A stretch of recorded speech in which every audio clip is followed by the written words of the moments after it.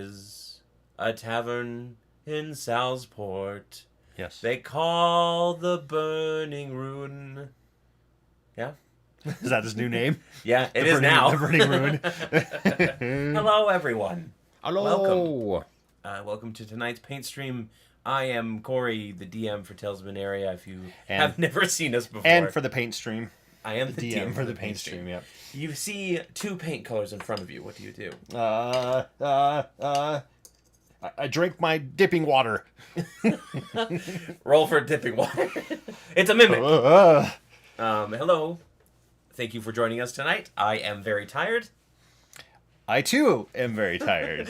We went until about 1 o'clock in the morning for the session that is going to come out in January at this point. Yes.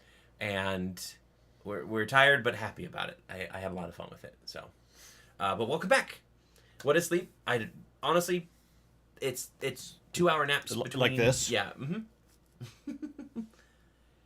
Who drinks their dirty water? Well, sometimes you think it's coffee. So there's a reason why I use a nondescript old dip jar rather than a coffee mug. Mm-hmm.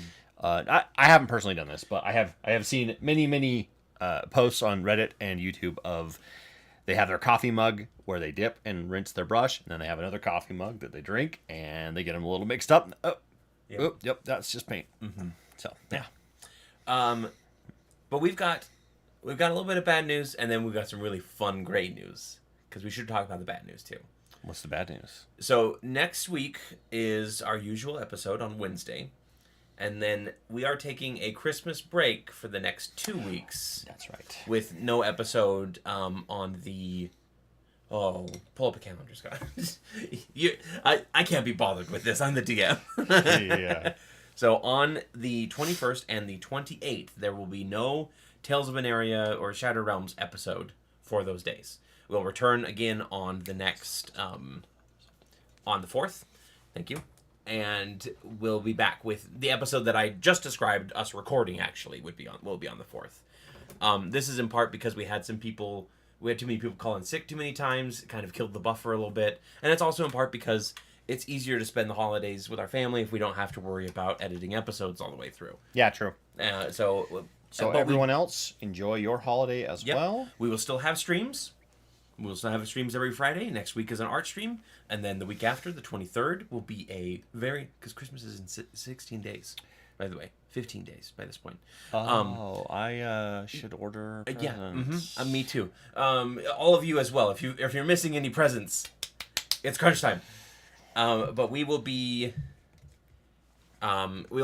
still around for the streams. The 23rd stream is going to be a very special stream, which we'll talk about in just a moment here. And then we will also be releasing maybe a fun little episode or two on Wednesday that are just random things. I know we have a fun little discussion about one D&D that I wanted to put into place, and this would be a good place for it. So, boo that you have to miss out on Shattered Realms 2 episodes in a row. I'll make sure to make that next episode have a really good recap with it, really detailed recap, because people will be like, oh, I haven't in a couple weeks, you know. Yeah, we'll make sure we cover that. Yeah. Y'all had me scared. I was pretty scared someone else was leaving the channel. No, if I that would not be a little bit of bad news. That'd be a lot of bad news. That would be a lot of bad news. But nope, everybody's still around. It's just that. But the good side of that would be we would start having auditions. For those of you who are in Utah. Who wants to move to Utah and go play a game that doesn't make a lot of money, but is a lot of fun. It is a lot of fun. And that brings us to the good news. Yes. So we are going to be doing what I will consider our first official contest. Yeah. We have had a couple little contests in the past, just like pick a random winner from the comments, that kind of thing.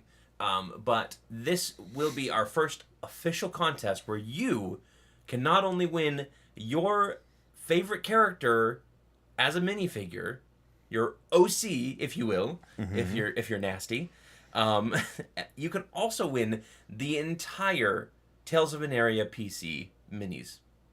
Not the full set. Yeah, not the painted ones that we use for our show. An unpainted set for version. you. So, what are we talking about? Well, we're going to be running a contest at the end of this stream all the way to the 18th of December, which is next Sunday. Not this upcoming Sunday, but the next one. I think it's like 10 days or something like that. Yeah. At this point. You have the opportunity to submit your OC either through the Tales of Aneria Discord. We'll come up with the channel as soon as this stream ends and share the announcement there with everybody else. You get your first look here.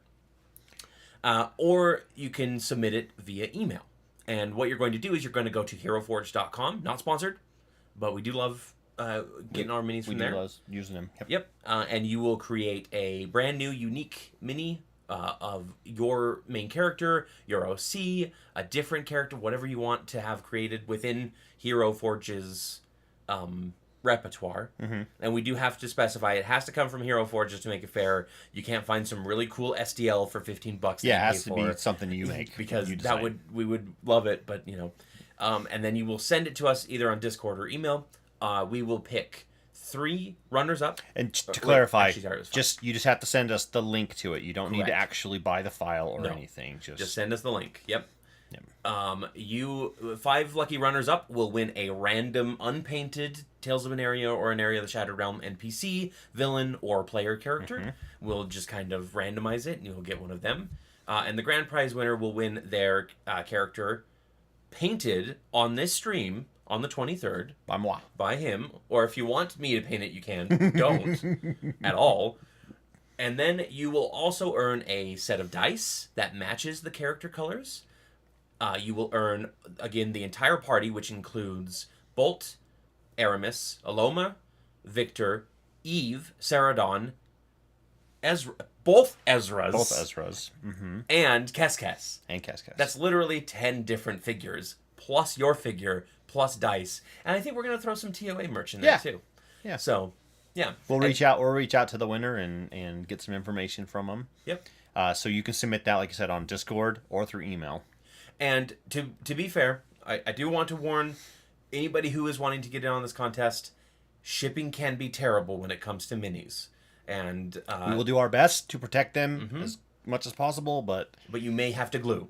Yes. You may have to glue, and as far as that goes. So. I will pad the crap out of them to try to make sure they get there intact. But this is our Christmas gift to at least a few of you. And the rest of you get to watch all these cool figures, because I think the stream I'm going to make sure we bring them up and show the figures on Hero Forge that got runner-up, and then, of course, our winner. And Hero Forge has a really cool way. If you want to, you can send it unpainted, or you can colorize and paint it yourself, and we'll get it as close as possible. Can't guarantee that we'll get the colors exactly right, but it'll be there. Tanaka Joe, what size bolt? We cannot send 3 bolts, can we?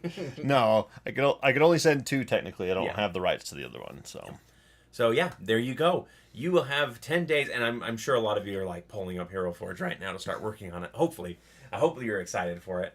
And yeah, we're gonna announce it on Discord after this is over. We'll make sure we'll post it on the comments on this stream and probably the next episode as well. But yeah, I'm very excited. I want to see what you guys can create. And should we do like a limit 1 per person, or should we say that any number? 1 per person. 1 per person? Yeah. Okay. Yeah, 1 per person. 1 per person. And I know that Hero Forge does do double figures now. You can add an extra an extra person onto a figure. So that will make things interesting. Yes, it will. And you get no bonus points for adding additional buckles. Scott has told me that extra buckles. You might get minus points, depending on how I'm feeling. We won't be judging based on complexity for him. No, it'll be coolness factor. Yep, it'll be what we think of your OC. And honestly, I'd also love to hear if you have any little backstory blurbs or anything that you want to send with it too. I'd love to hear that too, just because it'd be nice to talk a little bit about the character on the stream. Tanaka Joe, what criteria is used to determine the winner? Honestly, we're just going to go through and look at them all and just pick one. Yep. Pick one that we really, really like. Yeah. We might even just make it random. Yeah, we might just roll because D100, D20, that kind of thing. So. Because we don't want to be unfair just because one person comes up with... We'll let you know as soon as we get close. But I like the idea of picking one, since this is kind of more of an art thing, picking one that we really enjoy.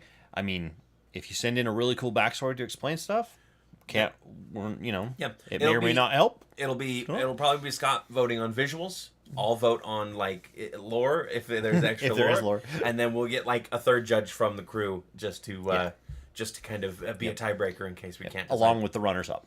Yep. But yeah, that's Jonathan. Welcome. You just missed the announcement. Don't worry, we'll talk about it again. You can skip back and watch it in yeah. double speed and then catch up. That's right. I forgot that you could do that with YouTube. You can't do that with Twitch. No. Yeah. So if you're on Twitch, if you come in at late and you're wondering what's going on, we'll bring it up again at about 8 o'clock, and then again at every hour. Yes. For now, here's the sweet sounds of Mariah Carey.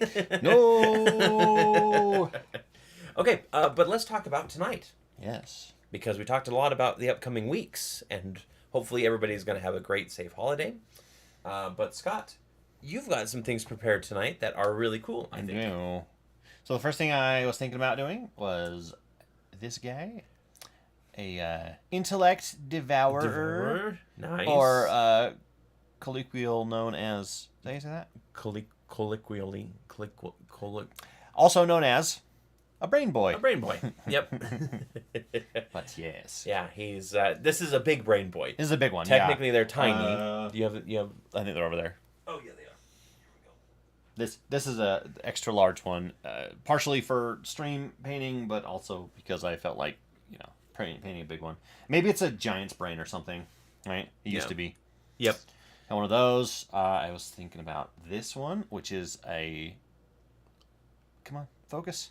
A black pudding. Ooh, that should be really easy to at least start us off, right? Because it's mostly black, and you got a little bit of like bone in there. There's that like you skeleton can. in Yeah. there. Yep. Mm-hmm. Yep. And then if we get to it tonight, I've got a couple of these bad boys. A couple carry-on crawlers. Yes. We're going into the Underdark tonight, folks. Yep. So you got that one. I like the other one a whole lot too. You need to show it off. The one that carries his he carries his pillar around everywhere with him as he moves. But yeah, they are really cool. Do you remember where you got these? The carry-on crawlers came from Lost Adventures Kickstarter. Mm-hmm. You can actually still buy it. It's still available for purchase. The black pudding was just a random artist on my mini factory. I could go look it up. And I don't remember where I got the Intellect Devourer. I just think I got it off Thingiverse. Yeah. Joe says he's been given the title Captain Correction. Ooh, by who? I want to know. Yeah. And then if there's time, do you want to show the if there's time figure, or just want to keep that a secret? Secret. Okay. Well then, never mind. Forget that. Secret. Okay. So I think we'll start with the pudding tonight. Pudding. Yeah, the black pudding. Actually, I want to start with the Brain Boy.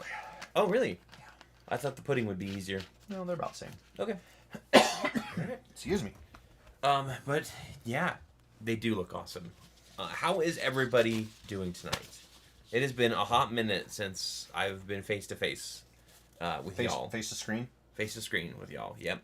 I know our latest episode came out, which was it is the Night of Carnage, but it's Night of Carnage. The night before Carnage. Yeah, the night before Carnage, the release of Carnage, which is probably one of the most macabre episodes that I have ever put out.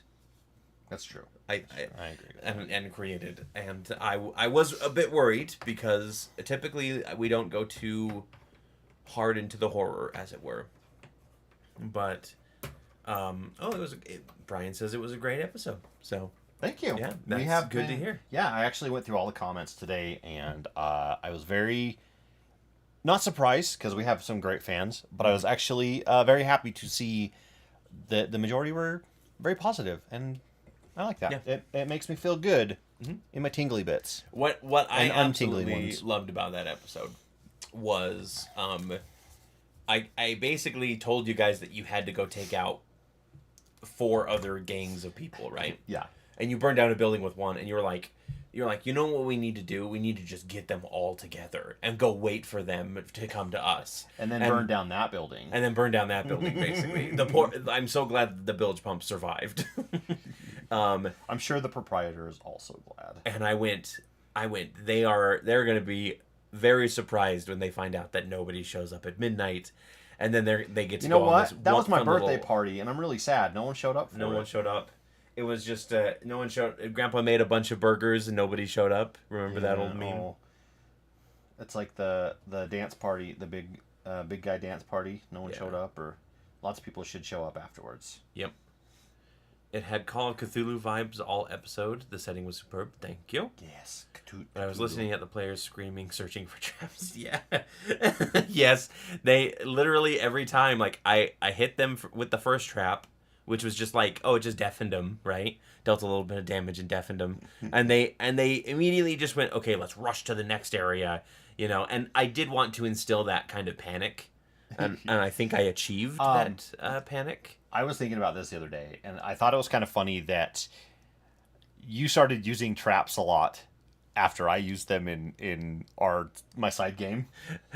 Yeah, because I know you've liked to use them before in the past, but you don't use them as often as a lot of other GMs. Yeah. And then I talk about them a little bit, and then I finally use them, and I'm not literally taking the credit. next episode. I'm not taking credit, but like I feel like maybe it was a partial influence to like, oh hey, those were fun. Let's do those. Yeah, I did definitely add some traps last minute after experiencing the craziness that was the traps, and I need to use them more. So I'm absolutely here for dark carnival shenanigans. I have a thing for dark jesters.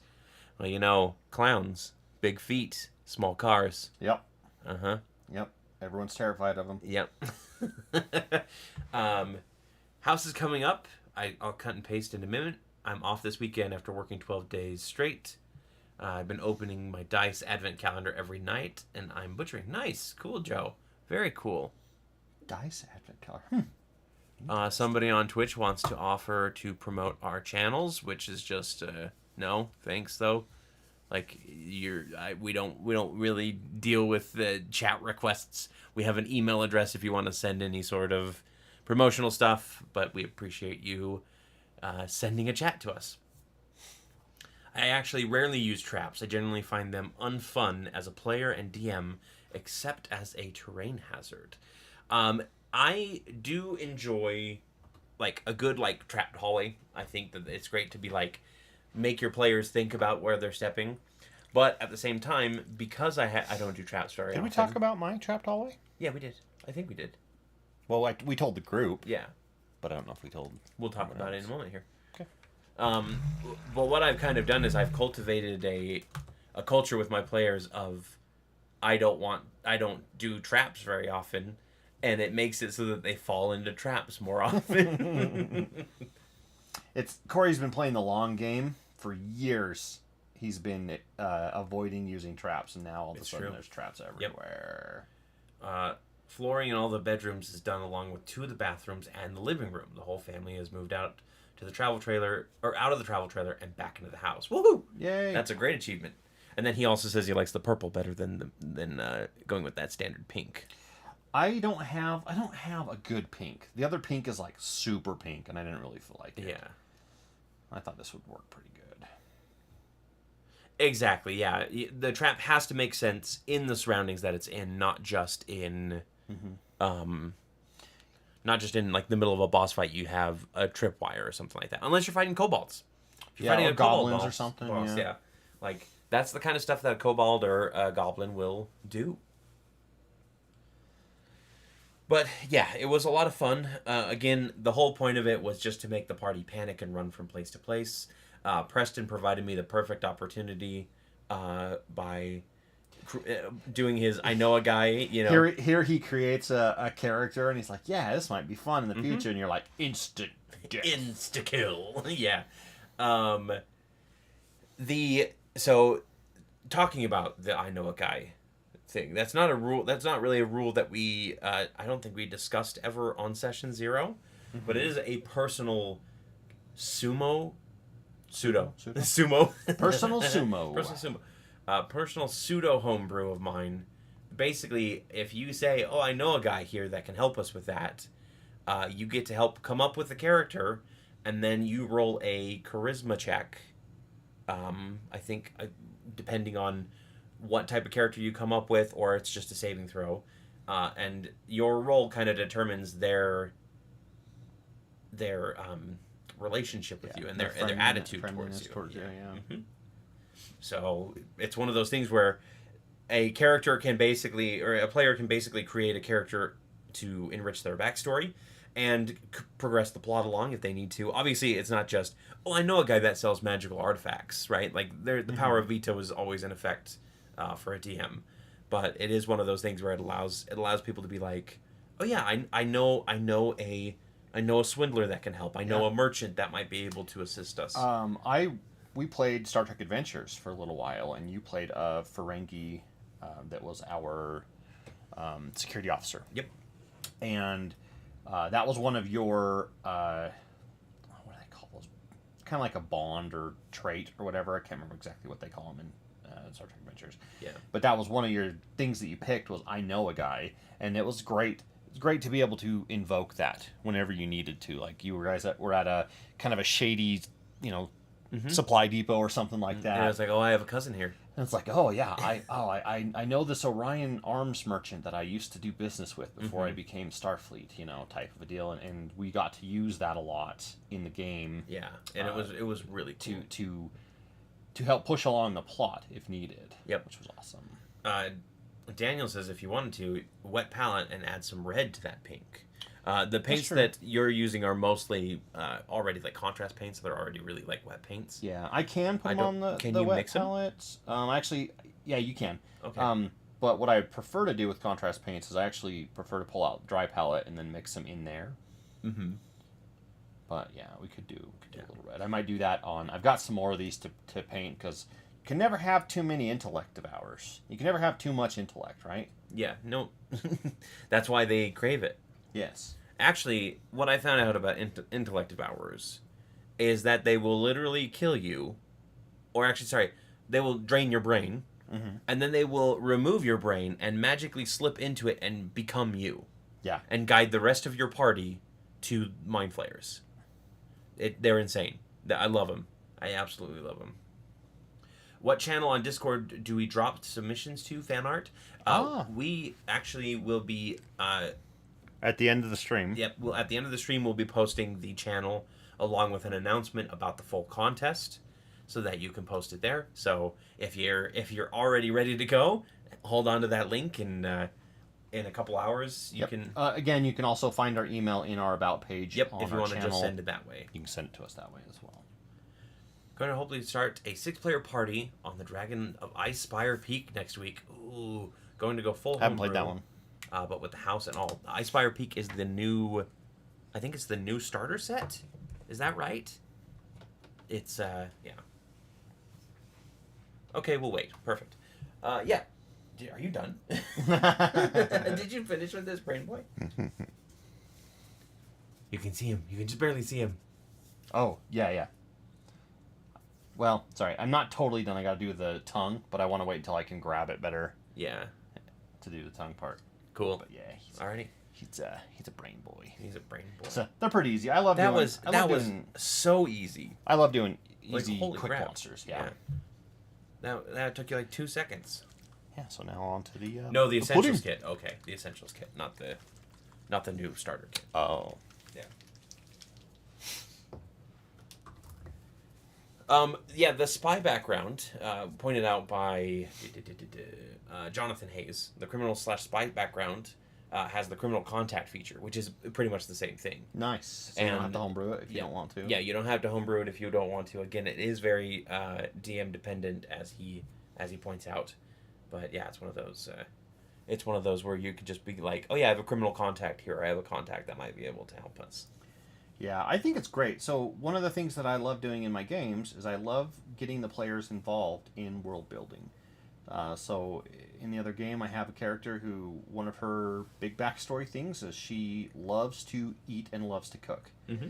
And so a lot of times we'll be in a location and, someone will be like, oh, is there a restaurant nearby? And I'll be like, oh, you've been here. What's a good place to eat? Or tell me what this restaurant's signature dish is. And she'll be like, roasted lamb with red potatoes and onion or something like that, right? Yeah. And then boom, that becomes the lore, and I like it because it lets the players have a hand in building the world. They're not just experiencing it. They get a chance to be a little more connected to it. Yeah, right? Exactly. Thinking of Stormwreck Isle is exactly what I'm thinking of, is Dragons of Stormwreck Isle. a different area with dragons and possibly a dungeon. It is in the name after all. Yes. Dragons and or dungeon. Yeah. Has anybody purchased the new book that came out? The Dragonlance book? I'm very curious to see if anybody's Is that read based through on a it. book series? So Or yes. are you talking about the book series? No, I'm talking about okay. Complicated history lesson about D&D, I suppose. The Dragonlance group was a D&D campaign that became a book series that then became a D&D setting and spawned more books off of it. Okay. And now it is a D&D campaign book for 5th edition. Okay. All right. Fair enough. What color are black puddings? Black. Black. Black. Black. Black. Yep. Vanta Black. Oh, I actually have been tempted to buy a bottle of the Black 3.0 Oh, yeah? from Stuart Semple because I would love to do a couple figures where you paint them all and it basically they're nothing but a silhouette at that point. Even when you look at them in the light, like you can't really see details because it blocks off. Which is awesome. And I'm just like, oh, There's I don't have $40 for There's a couple figures that I definitely could be like, I could see like, oh, that would be great for this. Shadows. Yeah. Yeah, Shades, some shadows. shades and shadows like that. Yeah, That'd be really cool. Be right back. Don't worry, Joe. I'll hold your beer. Got it on D&D Beyond. What do you think of it, Jonathan? Because I'm very curious. I know Colby talked a little bit about it last night, and he loves Dragonlance. It's like his favorite setting. Because Is that one of the ones he was talking about, like, that he grew up with? Yeah. Okay. Yep. Yeah. That was he because has he he grew said up he has reading the books. He has a couple like fantasy series that he grew up reading through like junior high and high school. Mm-hmm. He says he really likes them. Yeah. And he said that he wasn't too impressed with the Lunar Sorcerer subclass, which, you know, I love Lunar Sorcerers, and it's funny because he's playing a lunar character. playing a lunar character, and it would have been really awesome to like incorporate that into his build and everything. Bosco says he's guilty of making 90% of his taverns borderline gourmet because I will cook their specialty dish for my players to be immersive and because I like to cook. I love that. Bosco, if you're willing... we want you to cater our events here. Every Thursday. I have always wanted to do stuff like that where, you know, go full in on, okay, this session is going to be this stuff that they run into, and doing a full hard session into it where everything is made and catered and created, and like maybe even get like custom dice for everyone, and just it would be so awesome. Alas, you know, I'm a lot poorer than that. I think rich, I play poor. How about that? He says he's down for that, by the way. So. if we ever get independently wealthy, we'll have to do like a marathon session and bring him out to cater it. Cater it all with us. Yeah, that'd be awesome. So yeah, skim some of it, looked pretty good. Like the Knight's background, I'm very interested to see because when Colby was talking about it, he was kind of he was like, it's got some backgrounds that are okay, it's got some races that are fine, but it doesn't have a lot in it. And I went, it doesn't have a lot for players because I want to see like what new monsters they add in there because I'm always looking for. That's honestly, when I look into a book, that's what I care about most. Mm-hmm. What DM tools and what player tools. I mean, granted, I just barely started DMing, but even before I was always like, oh yeah, this is my favorite part of Dungeons and Dragons. You love the world building aspects and like the different cool stuff that you can come up with. I want to get the Radiant Citadel book just so that I can go through it and see all the cool things. Yeah. Plus, I mean, we're having adventures in the Astral Sea. You can throw the Radiant Citadel in there if you want to, right? I mean, we might just put it on the company card. Yeah. Ooh, that could be. That's. I wonder if Preston's already got it. I technically haven't checked. Oh, on D&D Beyond? Yep. I bet he does. If it came out, he's got it. Preston's one of those people that he will buy all of those right away just to have them. Yeah. And it's not a flaw or anything. I think it's great. On Thursday, he did go, oh, the new book is out, so he might be... he probably already bought it at the table. Yeah, he might be purchasing that, so I might actually be able to go look at Dragonlance once this is over. Would have preferred some more feats besides skilled and tough being available to the stock backgrounds. Yeah, they were really just dipping their toe into that this time. Well, and you have to wonder how much are they kind of avoiding doing a lot of new crazy stuff because they're doing one D&D, right? Yeah. Yeah, Bosco, if you ever do find yourself down here, let us know, and we can try and set something up for sure. Might be able to run a one shot or something like Yeah, that. could be really fun. You want access to my legendary bundle? No, I am good. I have Preston's, but thank you. I appreciate it. Eventually, I'm just gonna buy it myself so that I can basically take the campaign, because right now, because Preston has all the books, we use him as the creator of the campaign, right? So it means that I have to have a character in the campaign in order to see everything. So there is a turtle wizard. Wise Yori is in the campaign as my character right now, just so that I can view everything. But we honestly, once we get a little bit of additional channel money coming in, it might be a good idea just for me to Pick them all up. to drop on the bundles of books and everything. So yeah. Well, and so that's what I did when I was starting my Adventures of Aetheris, because I'm just like, well, I want to be able to have full control over it, and not that I don't trust Preston or anything. It's just more, you get so many more tools when you do it yourself. Like the ability to edit your guys' sheets, it's so nice. Because like a lot of times I'll give you a, potion or a scroll or something like that, and I'll look and it's not in there, and I'm like, guys, so many magic items that I haven't created yet, and then I can just add them to your list later on. Like that would be really cool. Yeah. I need to spend some time getting those prepared. I've got 2 weeks of free time coming up. I can get so what you're saying some is legendary items you done. need a gift card for Christmas to D&D Beyond from me. You also need to buy. You just need to buy the.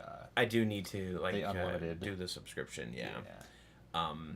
There's so many expenses that I have right now though for like geek stuff. Yeah, I know. Because we just purchased the new WoW expansion.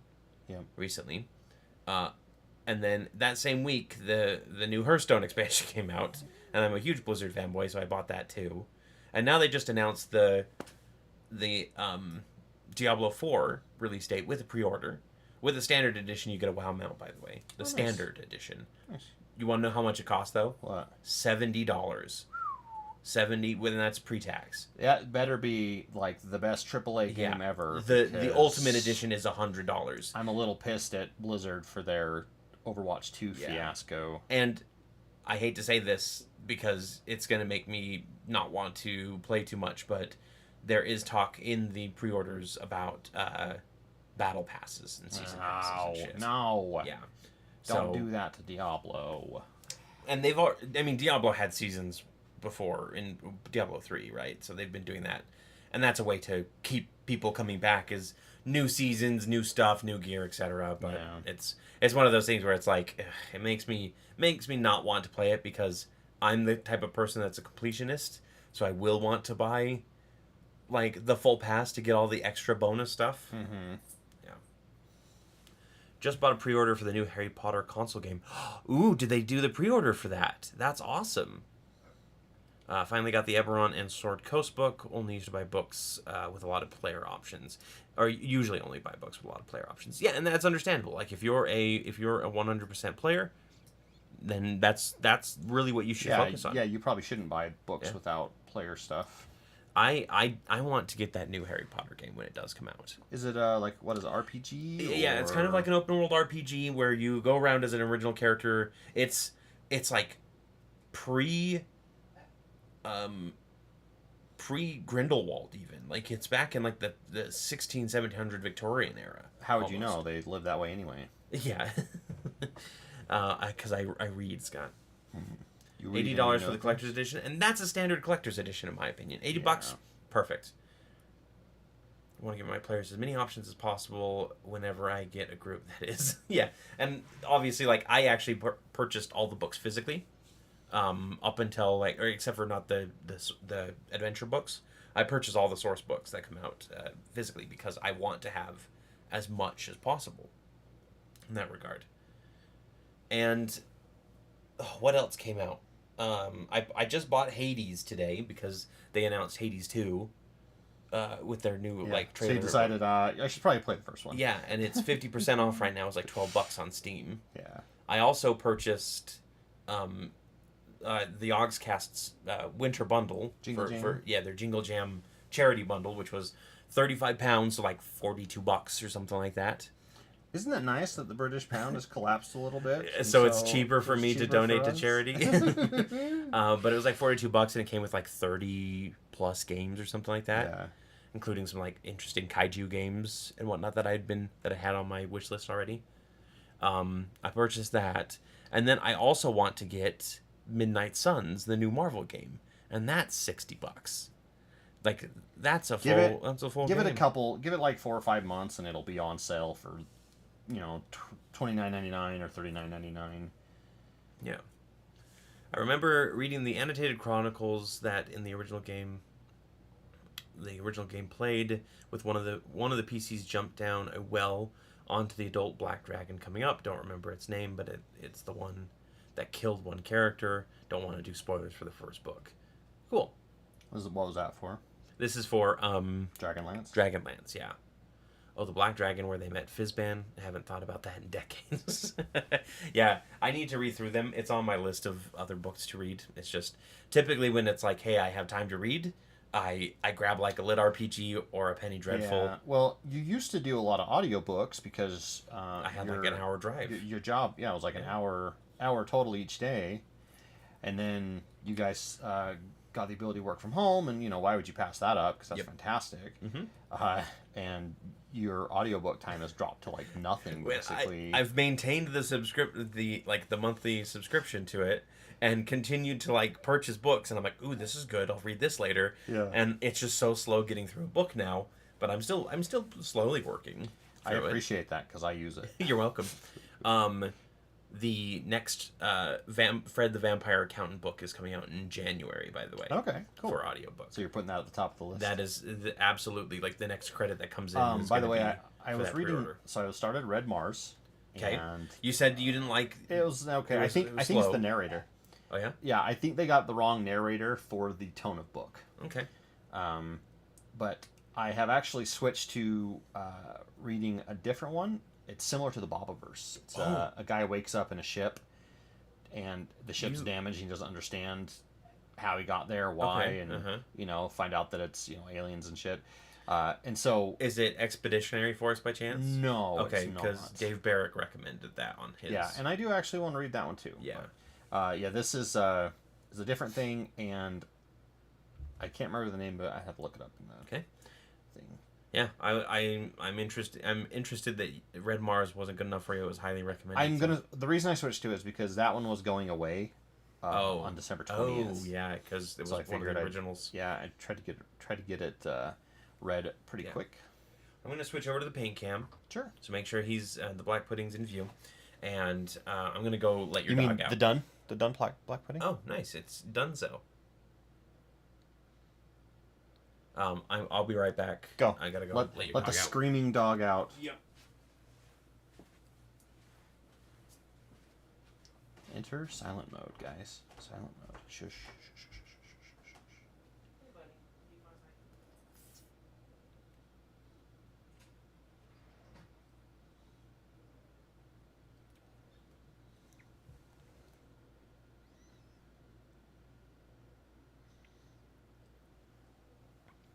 What other good books, fantasy or sci-fi even, series-wise, would you guys recommend that are maybe not very popular, kind of unknown?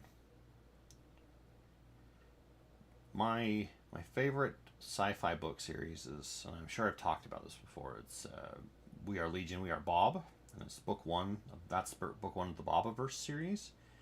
It's about a guy that wakes up and his mind is in a space probe, basically, and then he has to go out and do space probe stuff, which is pretty cool. It's kind of hard sci-fi, but it's not very common, and so every time I recommend it to people, they usually give me a weird look, like, what the fuck is that, and then they read it and come back and go, wow, that was actually really good.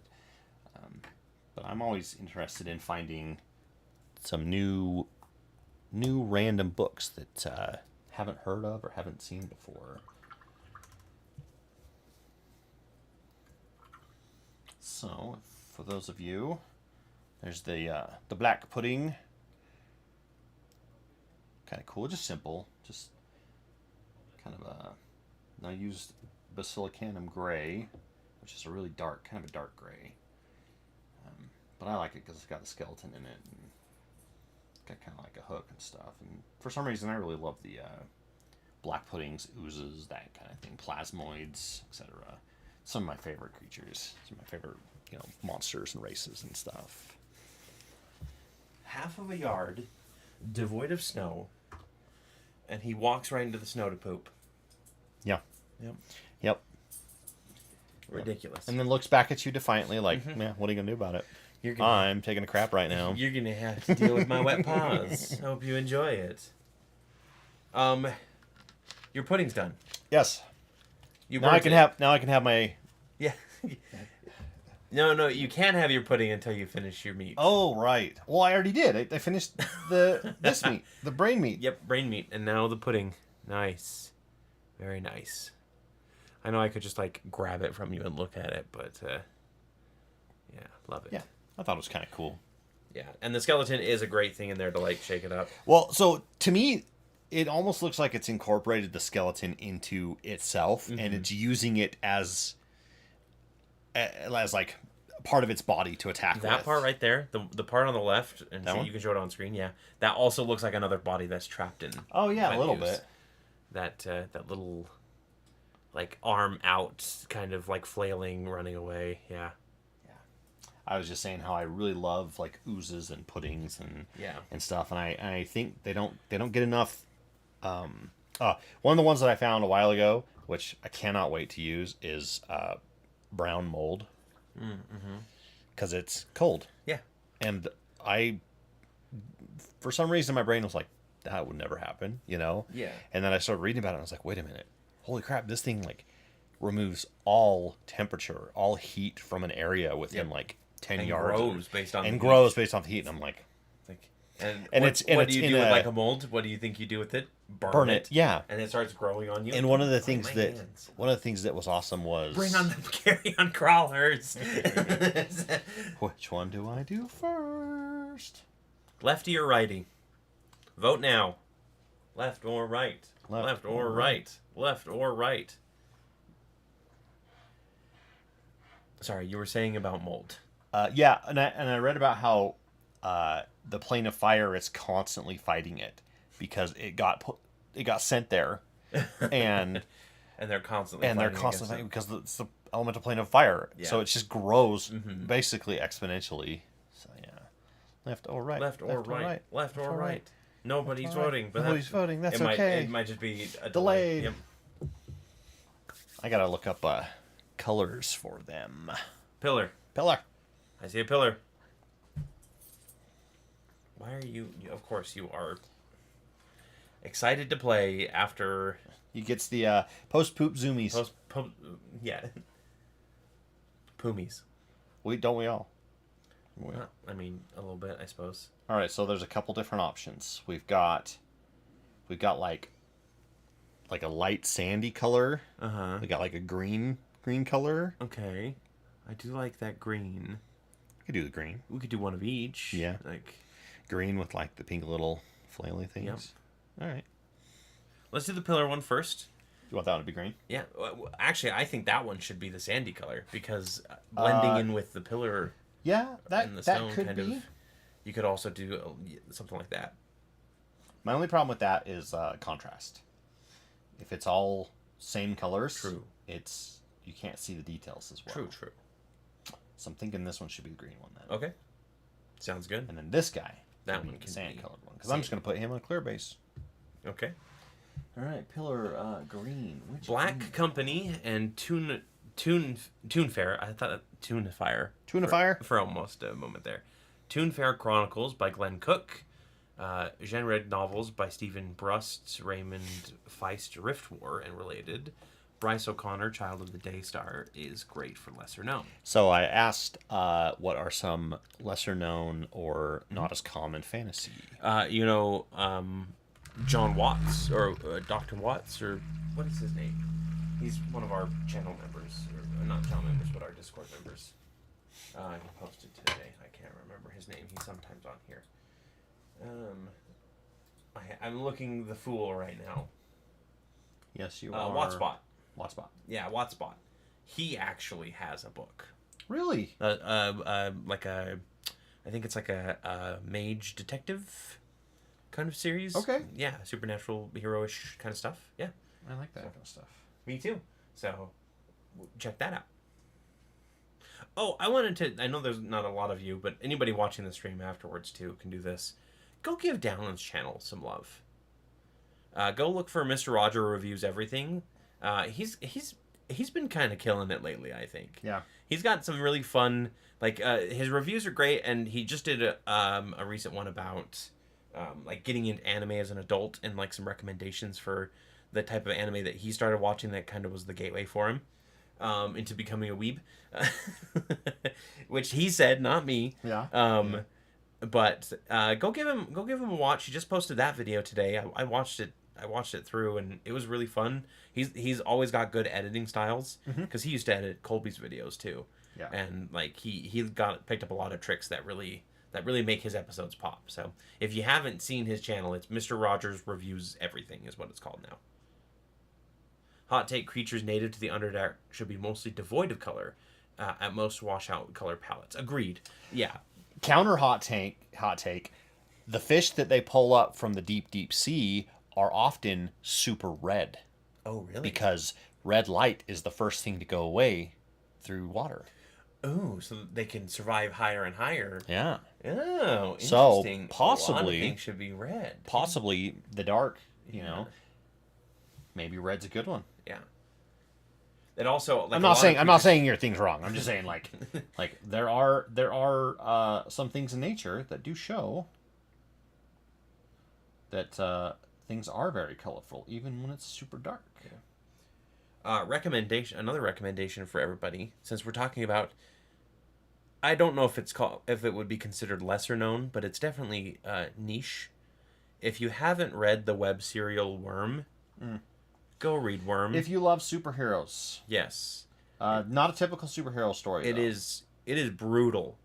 Like it starts off pretty normal, like young teen girl gets some powers, gets bullied, and kind of she wants to be a hero, and things kind of go awry, and she ends up making an infamous name for herself, and then you hit a specific arc, and everything just goes completely out of whack. And I don't know if it was the author's intention all along, or he just kind of went, I want to shake things up a lot because I'm feeling like this isn't this is too typical. And so let's throw. It shows you the more brutal, realistic side of what having superpowers in a real world situation would be, and how it's not all sunshine and rainbows, especially for regular people, but even for heroes, like fight for your life type of a deal. And it's good. Oh, so good. Joe said, another thought, fish in very deep regions have red coloration. And then he goes, Scott talks faster than I type on my phone. Wonder if water pressure has a play in that too? Not sure. Because, typically like when you're kind of, battered with water pressure and stuff, your face grows red and everything. Could also just be a reason for that. No, I think the main reason was the fact that... like I said, the red wavelength of light goes down, and so if they have red pigmentation, you wouldn't see it until they were up in the light, right? Yep. And that means that down there, they camouflage better because it's less to reflect. Yeah. Whereas if you were like, almost closer to like ultraviolet or whatever. Are those Citadel paints? Is what you asked? Yes. These are Citadel's contrast paints.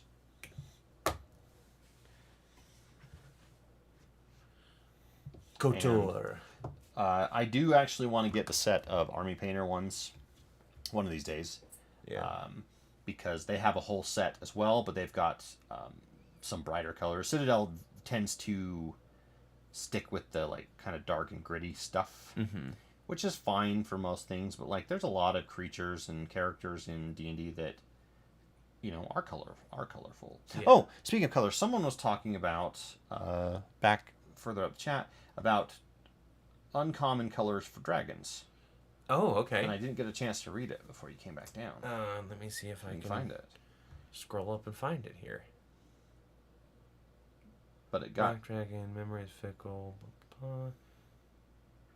First foray in reading. Feel about leaning away from the dragon color stereotypes. I like black red dragons, or don't have to be evil, but may have a slight lean towards standard personality type, i.e., greedy. So it's not so much about just like colors you don't see very often, but also like I mean, leaning away from the whole like all chromatic you dragons are could. I mean, evil. like you could have like a pink dragon, Yeah. purple dragon. You know, that'd be Typically, pretty cool. the problem with dragons is typically like their color informs a lot of their like breath weapon. Yeah. Sometimes, right? And in D&D more than most, but the stereotype definitely carries over to other media as well. Because I mean, we've been playing the new Dragonflight expansion, and I was thinking about colors of dragons because I was like they kind of went with the same color scheme. They just didn't do white. They did bronze for their Yeah. dragons, Yeah. right? Um, and but each of them is very much like blue. Oh yeah, lightning or ice. I can't remember which breath type it is.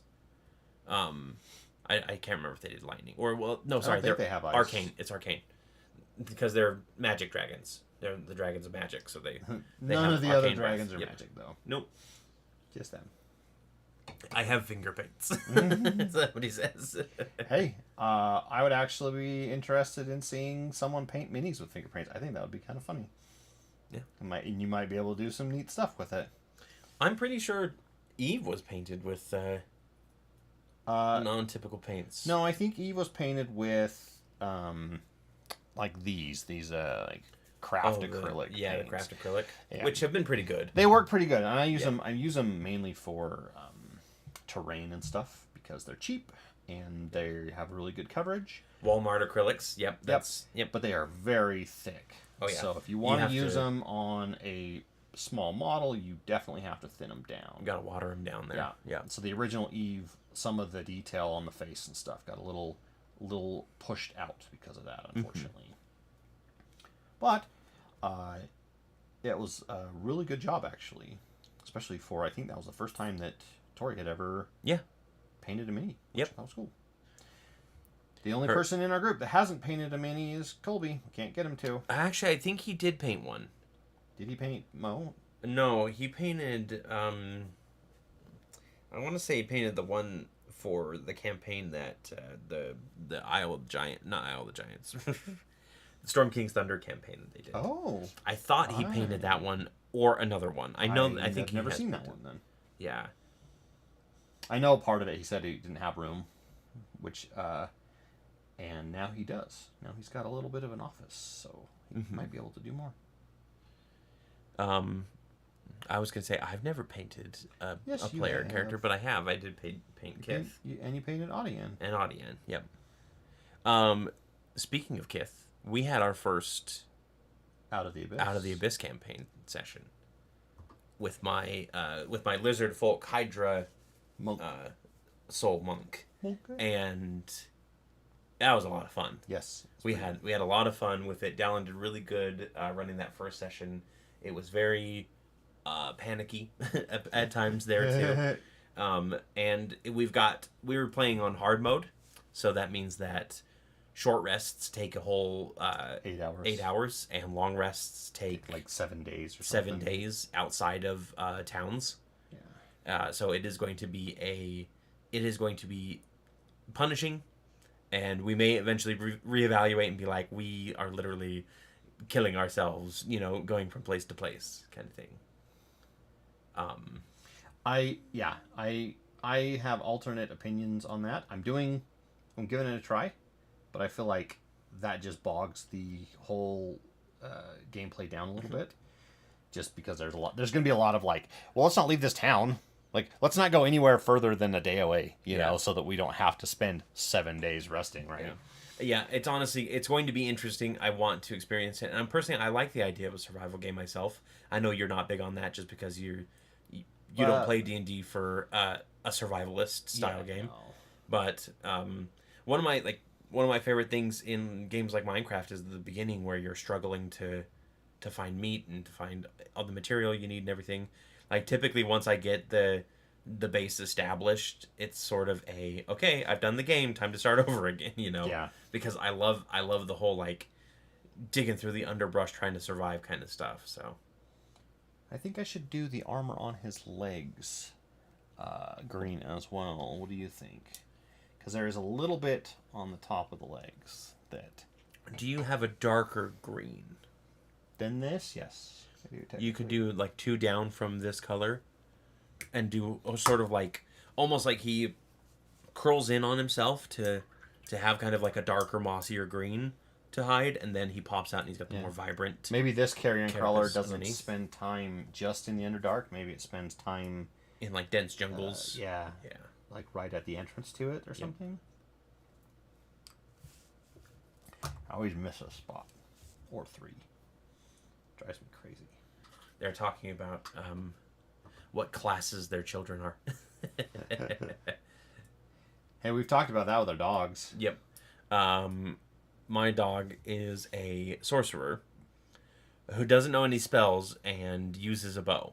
Mm-hmm. That's the canon. that's the canon for him. And then yours is A bard. I think. Yep, yours is a bard Yeah, because he's super adorable, but he also makes a lot of noise at inappropriate God. times. Yeah. Hey, are you trying to sneak past those guys? Are you in the middle luck. Are you in the middle of a meeting? I'm gonna yell at you. Thanks, buddy. Thank you. Appreciate that. There are literally 4 Corys up on your screen because we've got the streams up on other.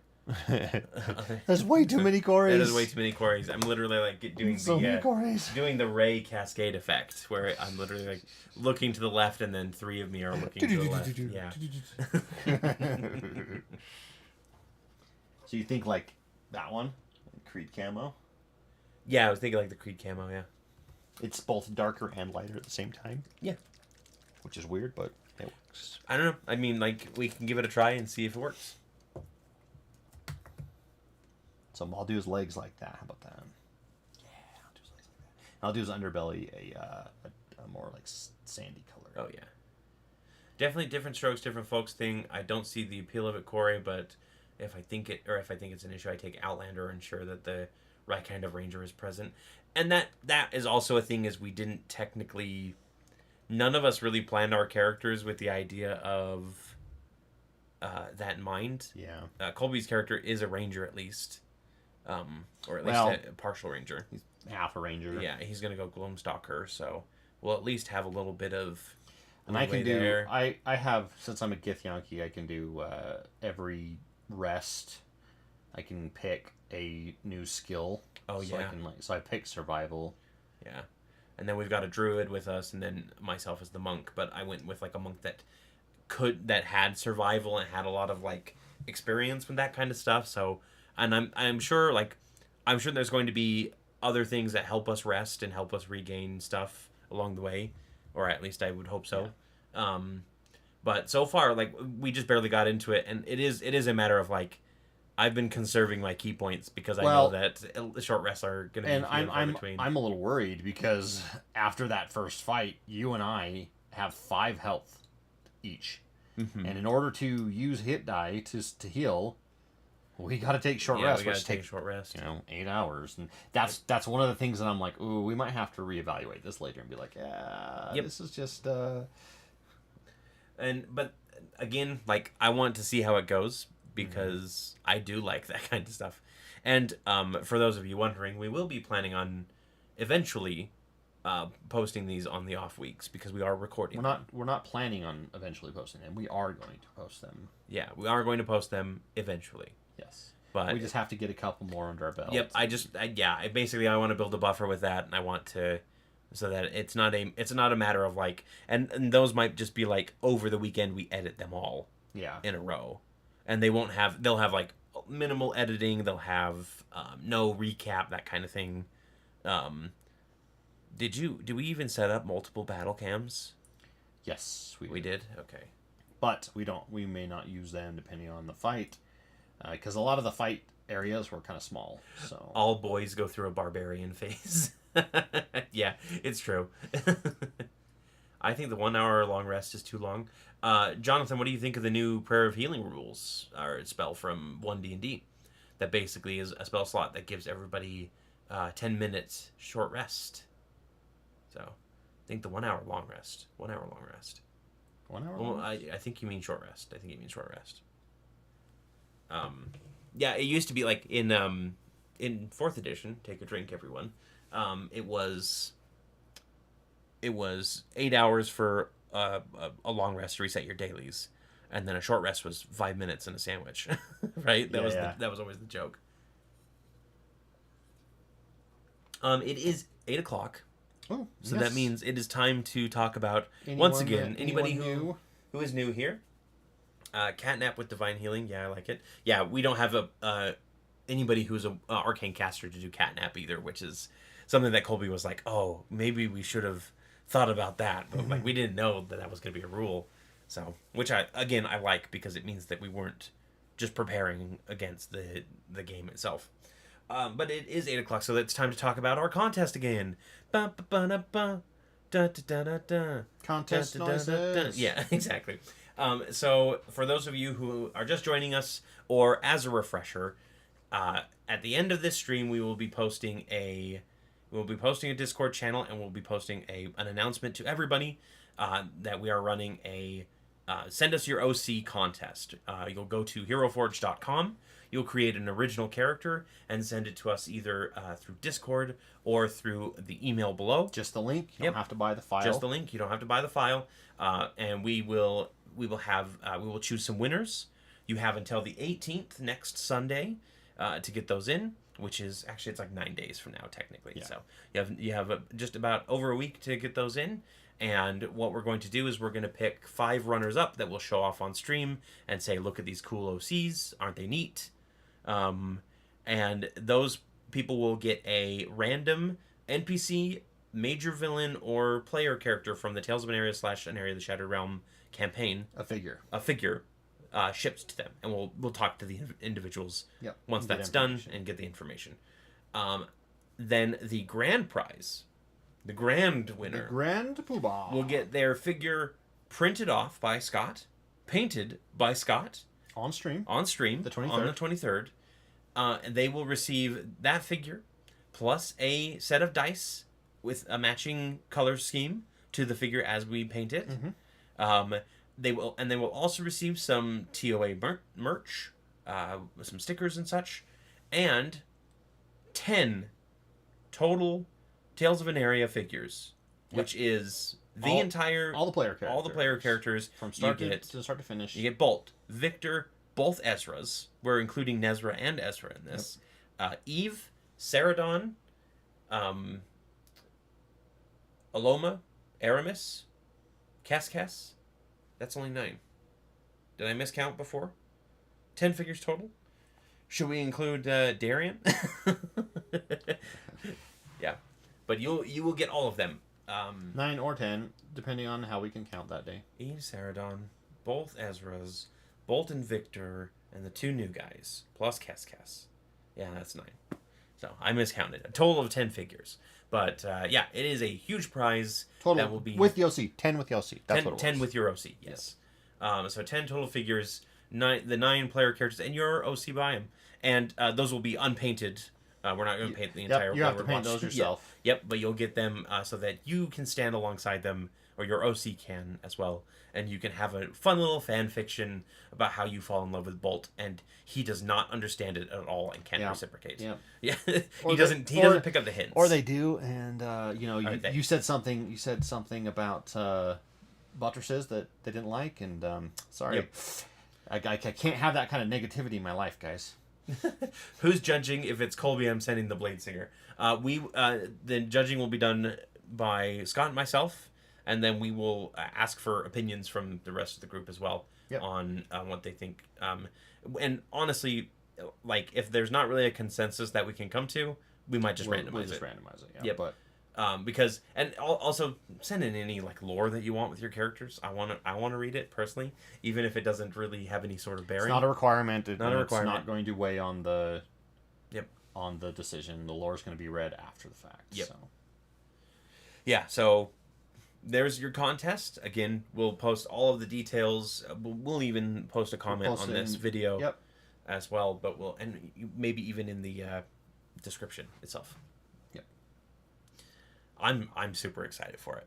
I came up with this idea and I just went full in on it because I wanted to do, like, if we were doing grand prize, it would be all 9 of the Wayward Watch printed and painted plus a dice set for that matches each of their color schemes. Ooh, that's I know, that's like, a little out of our price range there. yeah, a little out of the price range now, but a man can dream, can't he? Oh, also there will be. Did you say there will be a little bit of TOA merch as well? Yes, yep, there will be a little bit of TOA merch as well.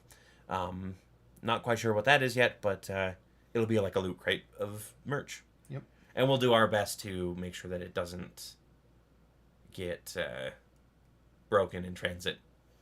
We can't guarantee that. Should we insure it? I usually do. Yeah. Just in case. But yeah, send your stuff in. Yep.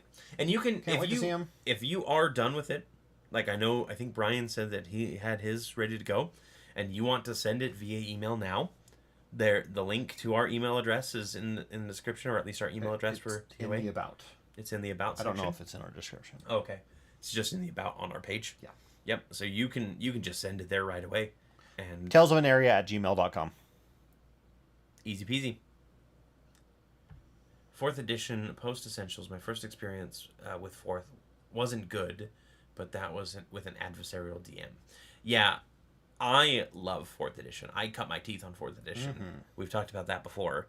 And I think that the combats are actually very dynamic in it. It feels a lot more dynamic to me. Yep, I steal a lot of stuff from those Same. combats. We never talked about your trap hall. Yeah, my trap hole. The trap hole. The trap hole. So we had another episode of Scott's campaign, The Adventures in Atheris. Adventures of Atheris. Of Atheris. Wait, Atheris isn't a place? Yes, it is a place. Oh, okay.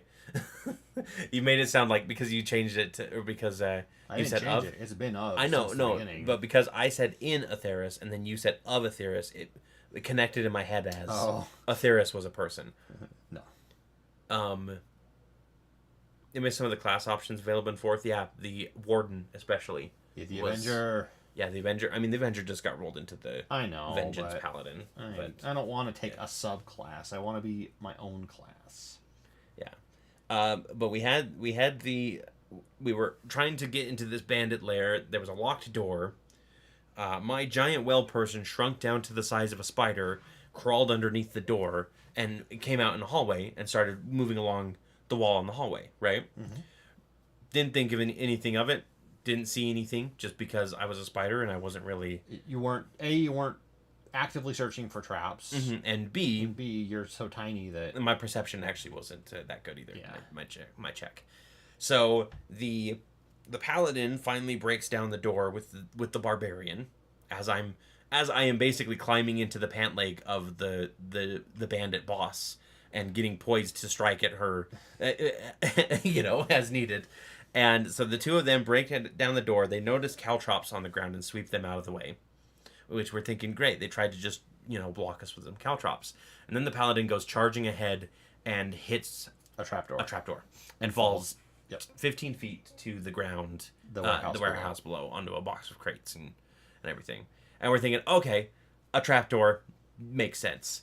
The barbarian jumps over, pauses for a moment, considers looking for traps, goes with the characterization of, nah, my character's just going to charge ahead, and hits a tripwire.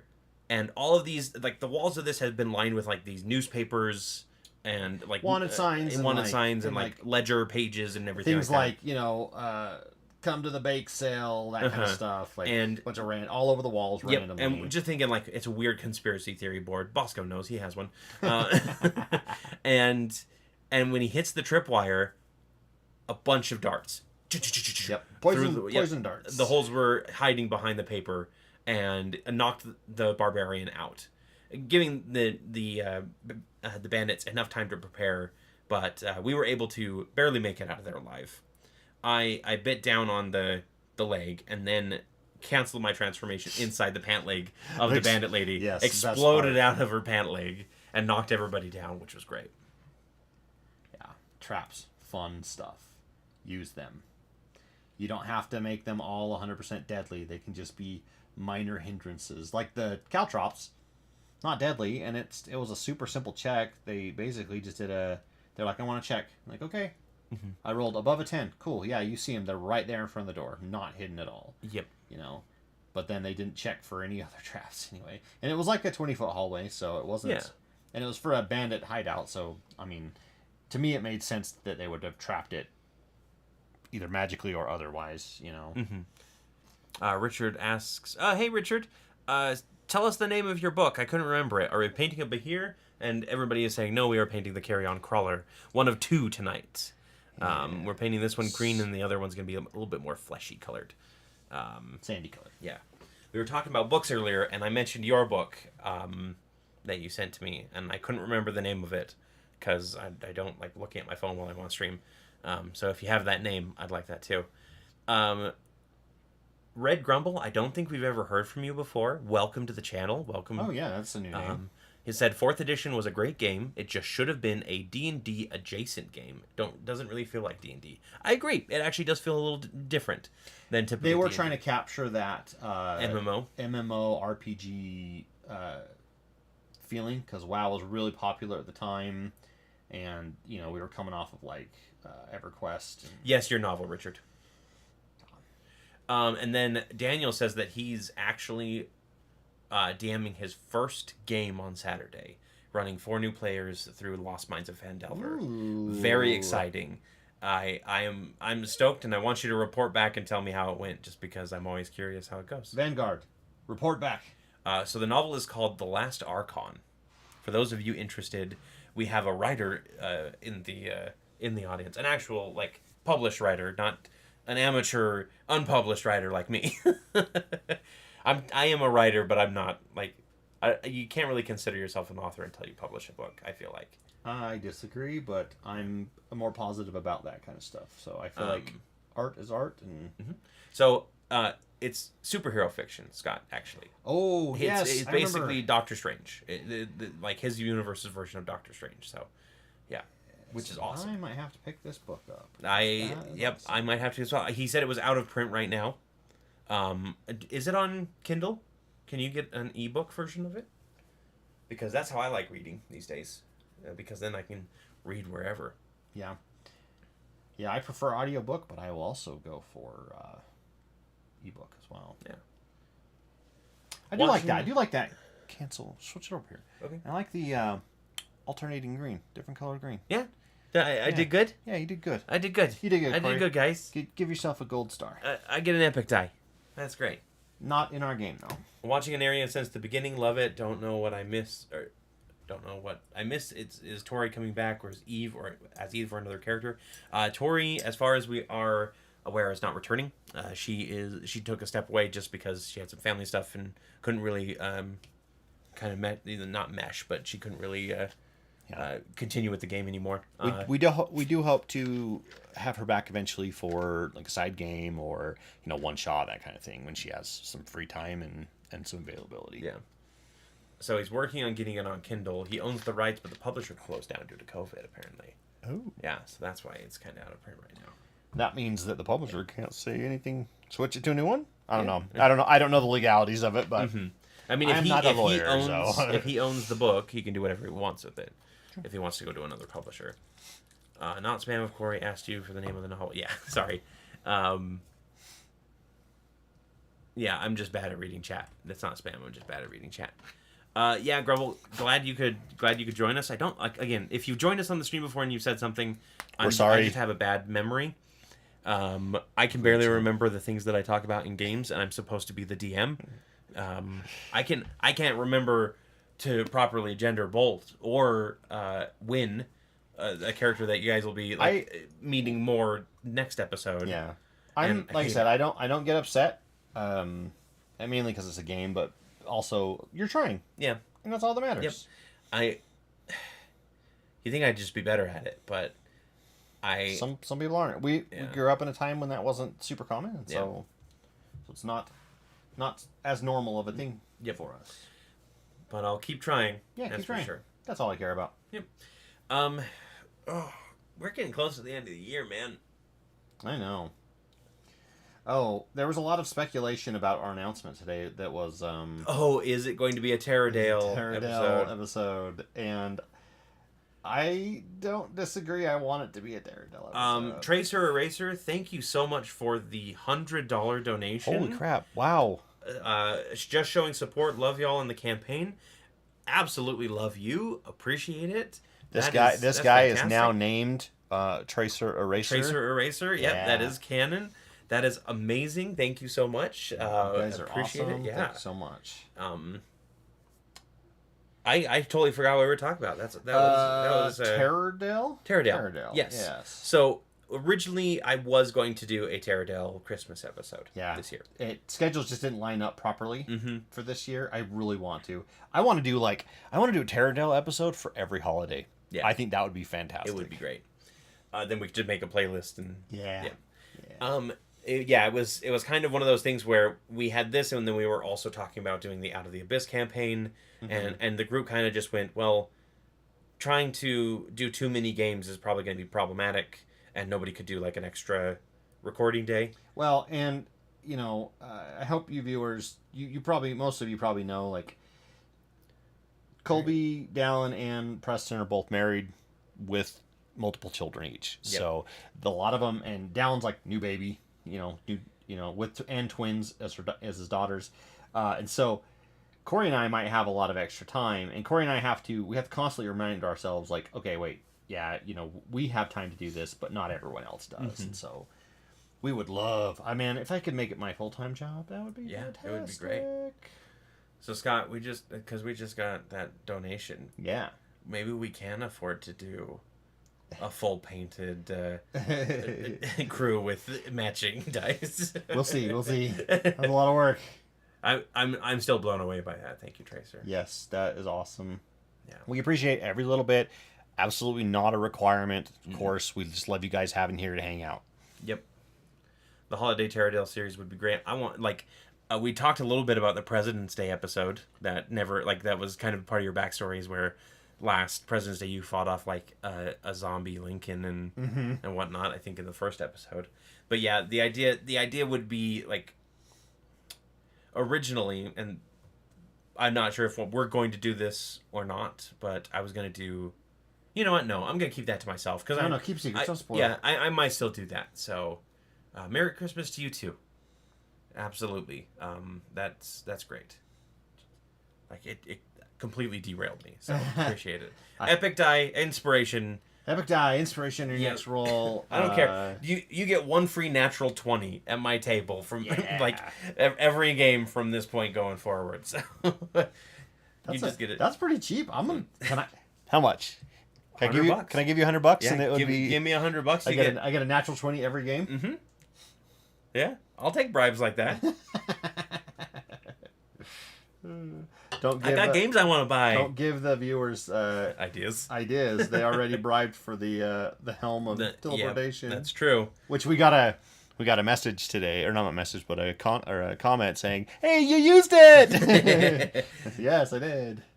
It's oh man, I wanted to talk about the next episode just now. Yeah. Because there was like some magic item discussion and some planning on like how to get somebody to do or across a certain thing, like there was a certain obstacle that needed to be crossed and one of the characters couldn't cross it easily, and there was a lot of discussion about how to do that, and I want to talk about it so much, but we have to wait till next week. Yeah, that is the only downside to not doing like live is the fact that we have to be really good at like not spoiling things. $100 divination roll, exactly, and the roll is always a 20. Yeah, for sure. Arbor Day in Terradale, the forest for the treants. Very cool. Somebody buy some Vorpal Fist. A Vorpal Fist. Pause for a sec. Arbor Day.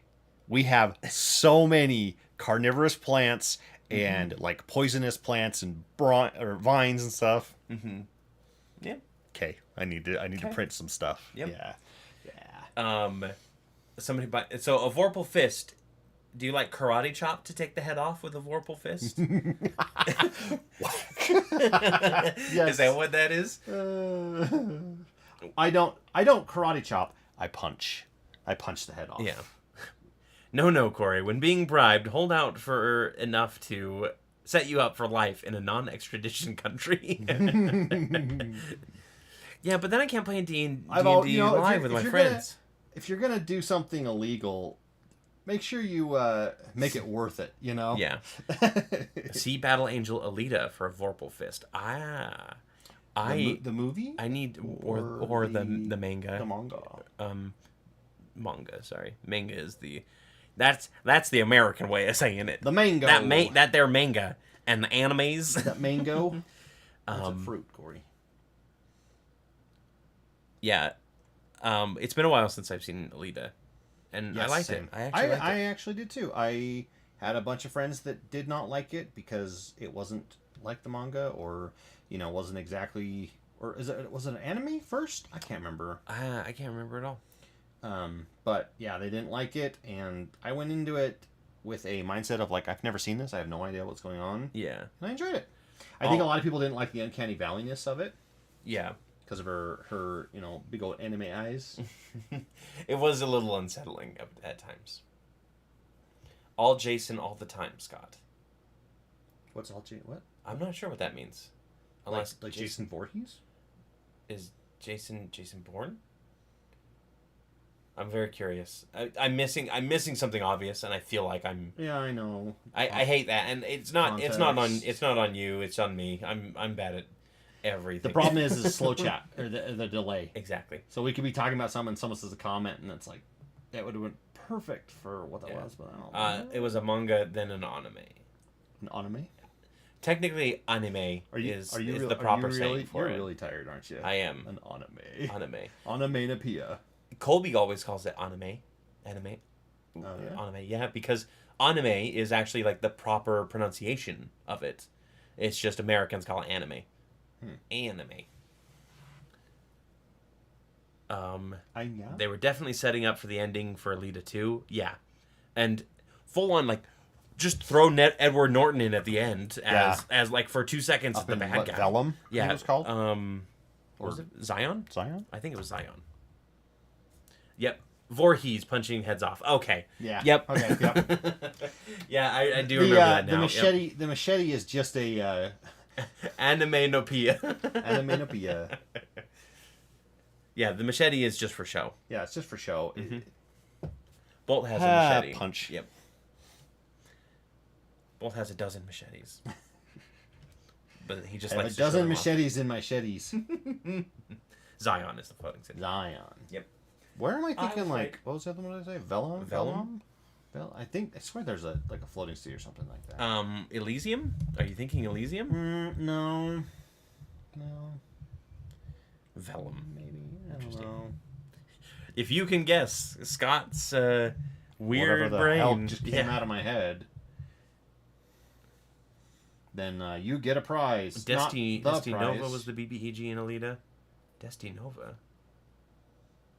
That was the big guy? No.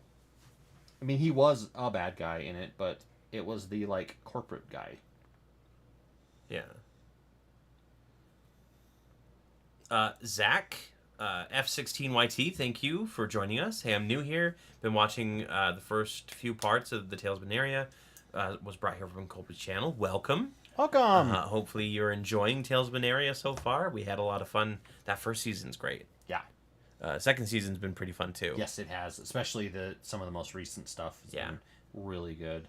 And then, what's been your guys' favorite moment you've ever had in D&D so far? Tracer Eraser asks. That is tough to come up with off the top of my head. I know what mine is. Yeah? What's yours? Because it's immortalized in picture.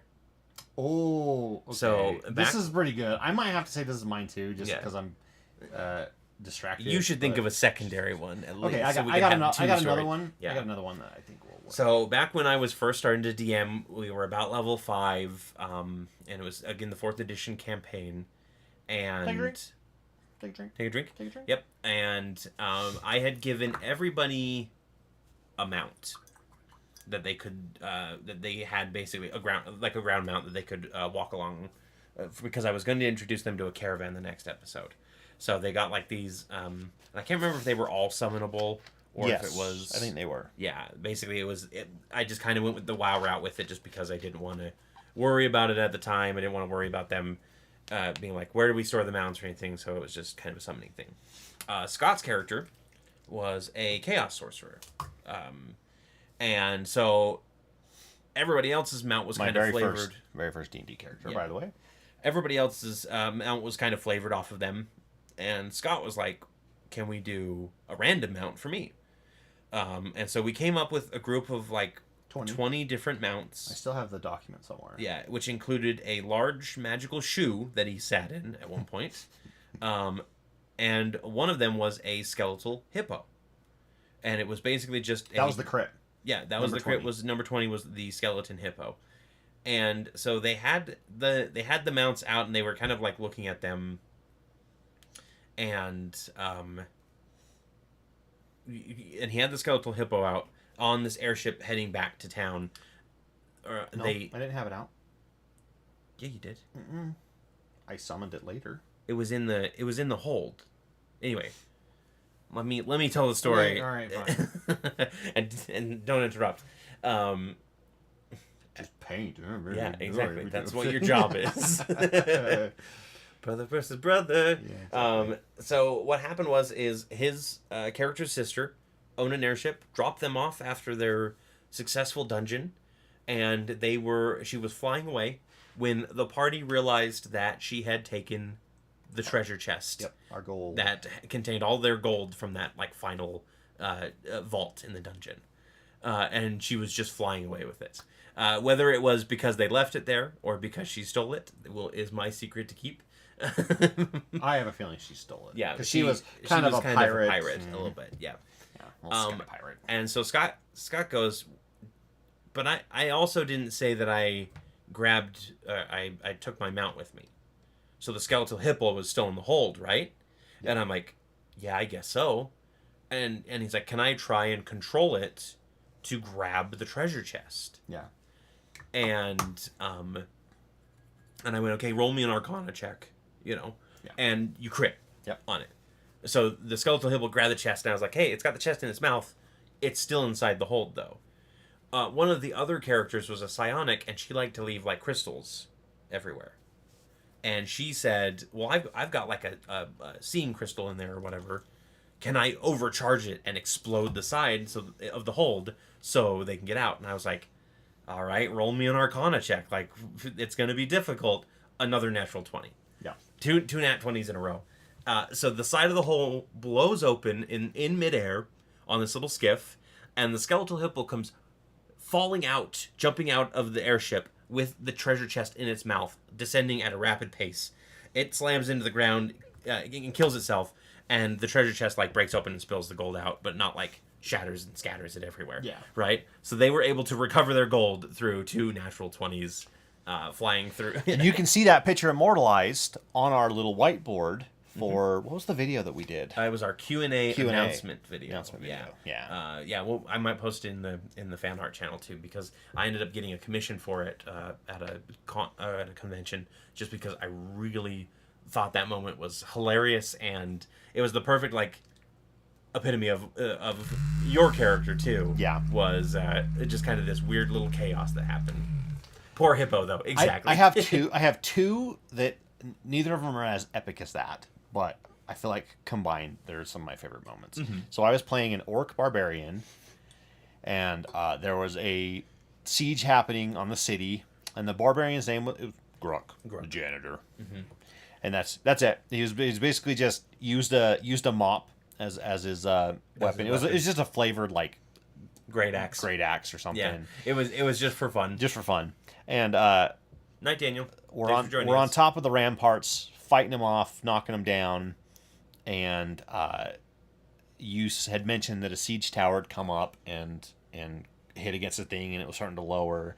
And I said, is there any way I can charge at it and crash into it, knock it back into the... And it wasn't a big siege tower. It was a fairly it was a small moderate. size. Yeah, it wasn't like a gigantic. And you said, and you did the whole, like, if you... Yeah, try it, type of thing. And guess what? and I crit, and so we need to get that immortalized too. Yeah. But Gruck rode the siege tower down into the battle, waving his loincloth above his head. Above his head. Mm-hmm. Classic barbarian style. That was a good moment for sure. That was pretty good. And then a second one that I really like was when we were playing Curse of Strahd, and we were in the tower in Curse of Strahd, out on the lake. There's like that peninsula and the tower on the lake. Mm-hmm. We were doing something, and I'd found a skeleton head, and I was playing a necromancer, and one of the guys fell or something and crashed into the ground, and we all like peeked over a hole to look at him. And I described, I peeked over the hole, and then I brought the skeleton head up as well. To look as well. And it derailed the whole group for a good like 10 minutes. And just everyone's like, "Oh my gosh!" I love this macabre humor. Yeah. Toxic Avenger nod with the broom with the mop as the weapon there, Scott. Or I don't think you've ever seen the Toxic Avenger. I don't think I have. Yeah. Orc barbarian with a mop. I'm gonna clean up this town. Yes. No, Gruck was based off of Scruffy from Futurama. From Futurama, yeah. Scruffy, janitor. Gruck, janitor. Yeah, those were both really great moments. I've had a lot of really, really fun moments in games where I'm just like, I can't. So when people complain about the new D&D 1 stuff where the contests about Nat 20s always crit, and it's like, well, skill checks don't crit, It's like, yeah, but then you miss out on some of these really awesome really things. Awesome. I mean, obviously, if there was no way for me to knock down the siege tower, and it wasn't like the final moment in the siege tower needed to be up on top of the thing. It was just more of a during the combat. Jonathan, thanks for joining us. Have a good night. Have a good night.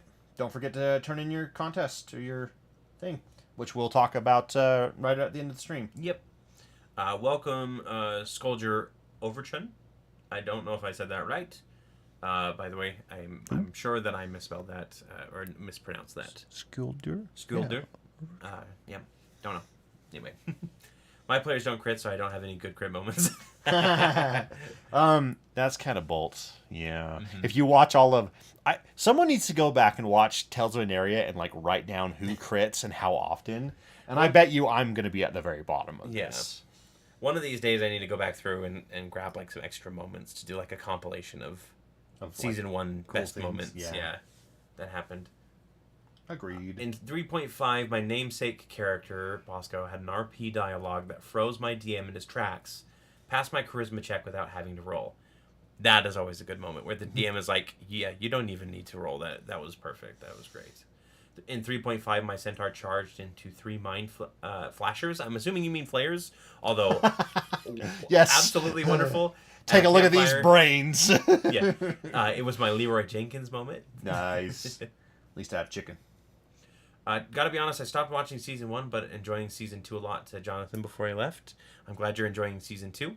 Yeah, I mean season 1. There's a lot of fun stuff in season 1. There's a lot of fun stuff in season 1. Think Soldier of Fortune. Oh, okay. Soldier of Ocean. Okay. I'm sorry. I know I'm very bad at. Hey, we're American. We apologize for screwing up every name ever. No matter how hard we try. Yeah. It just does not work with our brains. If there's any other stories we missed as I was telling mine. Nope. That's good. Z Spambot. Oh, Z. Okay, I know who Z is. Yeah. Usually you're on Twitch. Welcome to YouTube for the first time. I know the Twitch chat is usually pretty lonely. Yeah. It's typically my wife. There's lots of stuff going on. Yeah, where's your wife? She's sleeping. Yeah, she should have woke her up for the stream. She came home and took a nap because she just got home from physical therapy and whatnot. So never played any past editions. Started with 5th with a DM who winged everything about the campaign.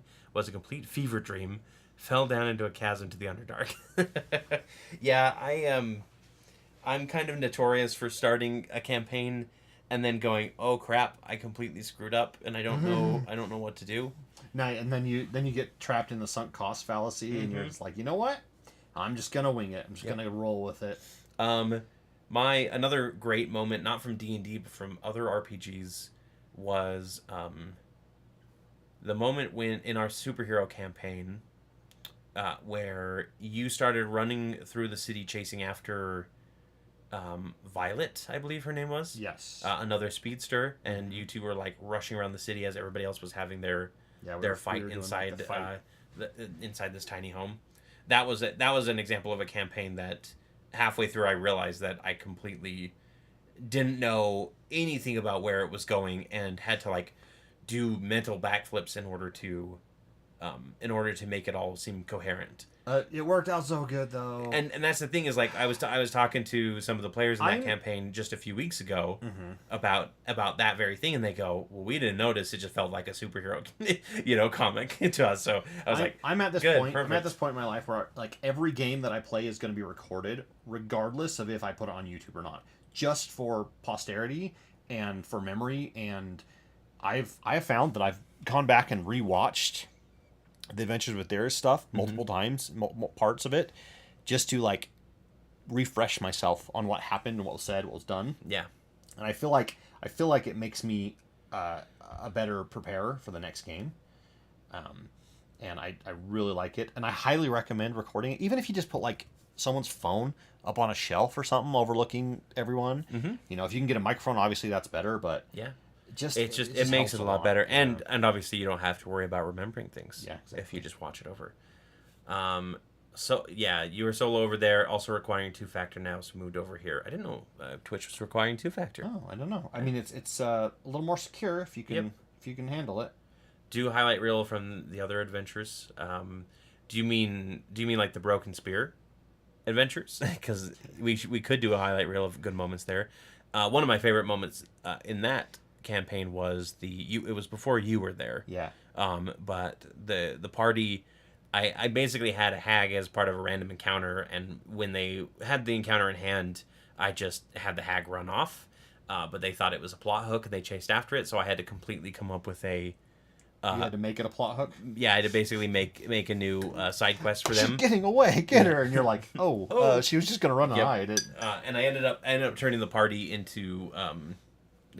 shrinking them down to fairy size, and I had them fight an imp as like a pit fiend or a Baylor or something like that, until they were able to get to the counter potion that grew them back to normal size, and then they just fought it as a regular imp, right? Nice. So like one of them would drink, they'd come back, and they'd be able to like smash the imp easier, kind of thing. So DM, the party will never do X. Party immediately does X. Yeah, I'm trying to. I keep catching myself getting into the trap of I've laid out multiple storylines and plot lines for you guys, and I'm like, I gotta have everything prepped for all these places they're gonna go, and so I keep trying to like make a list of, okay, I need to make sure I have this place printed and this done and this done and this done, because I have no idea where you guys are gonna go next, and I'm just like, I need to have as much as I possibly can done. I think the plan is to go to the desert, by the way.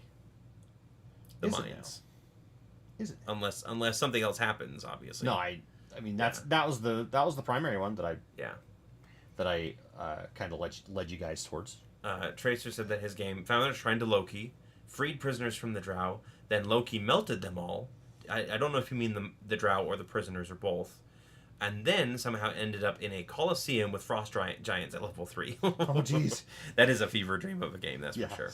Yeah. Sounds fun, though. Oh, yeah. That sounds like a lot of fun. I'm all about just having fun. D&D is such a great escape for me sometimes. Mm-hmm. And I'm not saying, like, my life's pretty decent. Yeah. Right? I'm not trying to be like, that's a brag or anything, but... No, it's just... I don't... It just, I love hanging out with friends. I love coming up with stories and doing like RPG stuff that isn't a video game. Yeah. Basically open world sandbox stuff that I can kind of do whatever I feel like. I personally would also like to play like RPG games for an audience though, right? Oh yeah. Like I think that would be a lot of fun. Yeah. Stream it or just do like a let's play. Like when Baldur's Gate 3 comes out, we are going to play that. At least you and I, if not everybody else. And I think we should play Turkin and Durkin. Yeah. Yeah, I think we should do our dwarf brothers. Okay. But if you want to do other characters, we can too. No, I'll start with that one. Yeah. I hope it comes out one of these days. Then hopefully next year. Let's get a look at this carry-on crawler that is nearly done, if not done. I love the face tendrils, man, and the cool mandibles there. He needs some eyes. I think I'll probably do like yellow or black. I'll probably just do black. Yeah, just like little black eyes. Yeah. I like how you made the rock. Did you make the rock a little greenish too? It's actually got like a tinge. This gray has like a tinge of kind of a green blue. Yeah. To it. So it kind of meshes a little bit. Yeah, I feel like that was more underdark than just your standard gray rock. You know? Looks really good though. I love it. Thank you. Didn't take too long. Not too long at all. We got about 18 minutes left. 18 minutes. Yep. Oh, I can't paint anything in 18 minutes. You can do the tongue on the brain boy. Already did. There. Oh, you did? Yeah. I missed that. Yeah, it was kind of I already had the pink out for something else, and I just hurried and did it. Yeah. Do have a couple spots that I got. Looks appropriately disgusting. Yes. By the way, if anybody missed our last stream, you should go check it out. Yeah, with Preston. Preston did it solo because Scott and I were unavailable to stream. We were on the chat hanging out. But he went through... That was Preston's trial, and he's passed. Oh yeah, he did amazing. He basically went through, and somebody suggested making my wife actually suggested the original idea of making a humanoid camel race in Aneria. And the Dromedar were born. You can go check it out on the Discord. You can see the end result if you want. But we talked a lot about who the Dromedar are, what their storyline is, and I wrote it all down because it's canon in my opinion. Yeah, there are camel people in Aneria. Well, and the whole chat participated in coming up with backstory and history and culture and things like that. And I thought it was really cool. So. Been really into Call of Cthulhu as of late since my players got me into it. Call of Cthulhu, I want to play that. That's one of the RPGs. Call of Cthulhu. That I haven't played yet, but yeah. I once lost a party member at level 2 to a handful of those carry-on crawlers back in 2nd edition. Are you looking at the dodo? Yeah, I was thinking about doing the axe beak, just because that would be pretty quick. Yeah. What color, though? Axe beaks are typically like orange feathered with like some blues and reds, I think. Don't do it. Close your eyes and run. Most of them are kind of a like standard bird color. Bird, yeah, they're bird. They're bird color. Ooh, I like that axe beak better than the one that we have. That one? Because it actually has an axe beak. It's not just a dodo. Yeah. Yeah. I don't have any other monsters. I have some that I haven't finished still from previous streams. Grab one of those. Where's Gerard? You haven't finished him yet. Yeah, I haven't finished Gerard. He's right here. I could paint Gerard. one of the minis that you might win. No, not this guy. Not that one, but like another like printed version of him. Yeah. Yeah. And what am I talking about? What am I talking What about? are you talking about, Cory? Because we got 15 minutes left. That should be enough time to explain everything. The contest before we leave. We are talking about... We're running a contest. Yes. We are running a contest that you can submit your Hero Forge OC, original character, from now until December 18th. So 9 days. And basically, you'll go to heroforge.com, create the character, copy the link. You don't have to buy the STL or anything. Just copy the link and send it over to us. And we will pick 5 runner-up winners that will get a random Tales of Aneria and Aneria the Shattered Realms villain, NPC, or player, unpainted mini of it, shipped to you. And then the grand prize winner will have their character painted on the stream by Scott on the 23rd, and then shipped out with a set of dice in a matching color scheme, and the 9 members of the Wayward Watch, which includes Bolt, Victor, 2 Ezras, because we want to include both, Eve, Saradon, Aloma, Aramis, and Cascas. So 10 figures total that you get. Yep. 1 painted, 9 unpainted, all sent to you so that you can enjoy it with a small little cache of Aneria merch Yep. as well. And that will be basically we'll decide the winner. Just kind of we'll kind of judge them, and if we're too uncertain, honestly, we should just do a randomized winner. I think that's probably Nope. Stop changing the rules. no. I mean, like we should just instead of like picking a winner, we should. We just will decide, and we'll put it in the thing. Yeah. We will let you know what we decide. Yeah. I feel like if I start like judging now, people are going to be upset. But I'm a people pleaser, so It's our stuff to give away. Player or monster looking for whatever original character You can create on Hero Yep. Forge. If you want to make a villain, and if you want to send a little bit of lore about him so that we can discuss it because we want to like share the characters on that stream as well, please do. You looking for BBEG ideas? Yeah, I'm just looking for the next bad guy. I'm out of ideas. I need you guys' help. Yep. No, it's Cory's hit a wall. yeah. I will submit, and I would like to use my nat 20 on your judgment roll. Oh, Tracer. Oh, abusing the power that he rightfully bought. Definitely do submit it though. I'm a fan of his. Let's see. Sorry, I'm way behind on that. Played Arkham Horror. Yeah. Anyway. Yeah. So it should be a lot of fun. I'm very excited to see what you guys can come up with. And again, as far as the runner-up figures go, it's not going to be like, hey, remember that one Minotaur that doesn't have a name? Well, here's a Minotaur figure for you. No, it's going to be a named character in Tales of Aneria that you can remember from a specific episode. Yeah, I have a few ideas of some interesting NPCs that everyone would recognize. Lucia. We've got a really cool figure for Lucia that really didn't get much play because she was only in a couple episodes. But yeah, There's a whole 5 set of them. You might even be able to get Brander. Ooh, you might be able to get Brander. And all of this is not sponsored by Hero Forge. It's just us. Just us doing this. So you don't have to worry about like any sort of support. It's just the easiest way to get your original character to us so that we can print it and paint it. Yep, exactly. Yep. And we won't accept submissions that are like, here's an STL that I found online that I thought was really cool. It has to be Hero Forge. It has to be from Hero Forge. And you can either send that to our email address, talesofaneria@gmail.com, or you can post on Discord. We are creating a Discord channel right after Just this for and this. posting the rules there. So Brander is officially a consolation prize. Exactly. Sorry, you lost. Yep. The worst one gets Brander. No, not really, but The official Brander award. But yeah, I'm stoked. I mean, 9 days isn't a lot. I wish we be could. a lot of fun. Yeah, I wish we could have got this out a lot sooner. But 9 days is plenty of time for people to submit. Yeah, Hero Forge isn't too complicated. No. Yeah. I mean, And- we make dozens of them.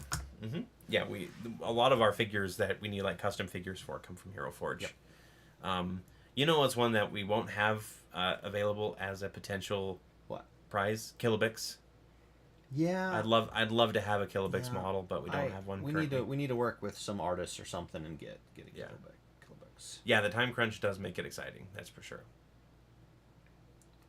Oh, Casey, welcome to the stream for the last 10 minutes. How was your nap? Over on Twitch, there, the lone watcher on the Twitch walls, as it were. Even Z-Spam Bot moved over to YouTube. I'm so sorry. You are alone again. Alone again. My friend. I was singing it to the tune of "Just Want to Be on the Road Again." Yep. I think people thought we were wrapping up. And we lost a few viewers. Oh there. no! But that's okay. That's okay. Yeah, we got this last 10 minutes is for you dedicated fans. Actually, you're all dedicated fans. Anybody who joins these streams is a dedicated fan in my book. Absolutely. And we appreciate everything that you guys do. Every one of you. Honestly, there are days where I'm sitting there and I'm trying to come up with a game and I'm just feeling completely drained and completely like I've got no ideas, I've got nothing, and then I go on to Discord because one of you posts something fun or just silly, and it inspires me to like get back into work and come up with a better game Yeah, because I know that you guys are watching. Same thing. Some days I'm like, man, should we cancel the game tonight because I got stuff I need to do around the house or whatever. Mm-hmm. And then I go read some good comments, and I'm like, okay, no, I want to play now. Welcome back, Grumble. Yeah, exactly. Like, yeah, there's a lot of time. There are times where I'm just like, I could edit the episode tonight, but I also want to do other things and work on other projects. And then like I will literally see a ping on Discord and I'll be like, no, do it for the fans. Yeah. Do it for the friends. You're all friends. I wouldn't consider you Do fans. it for the like, van. Do it for the vans. Guard. Yep. I want The van's guard. Yeah. I want vans. Send me vans. I have a pair. Hashtag Shattered Aneria, Shatters Cory too. Every now and then, I have a lot going on, unfortunately, and I push myself way too hard. So it's one of those things where it's just it's just a little bit of burnout. A little burnout. Yep.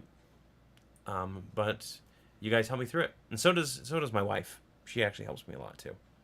She helps me organize my thoughts and I do not distract. I don't. I just keep pestering him all the time. Uh-huh. Hey, Cory, Hey, Cory, you gotta do this. Cory, you gotta do this. Cory, Is the game done yet? Yeah, Are you ready?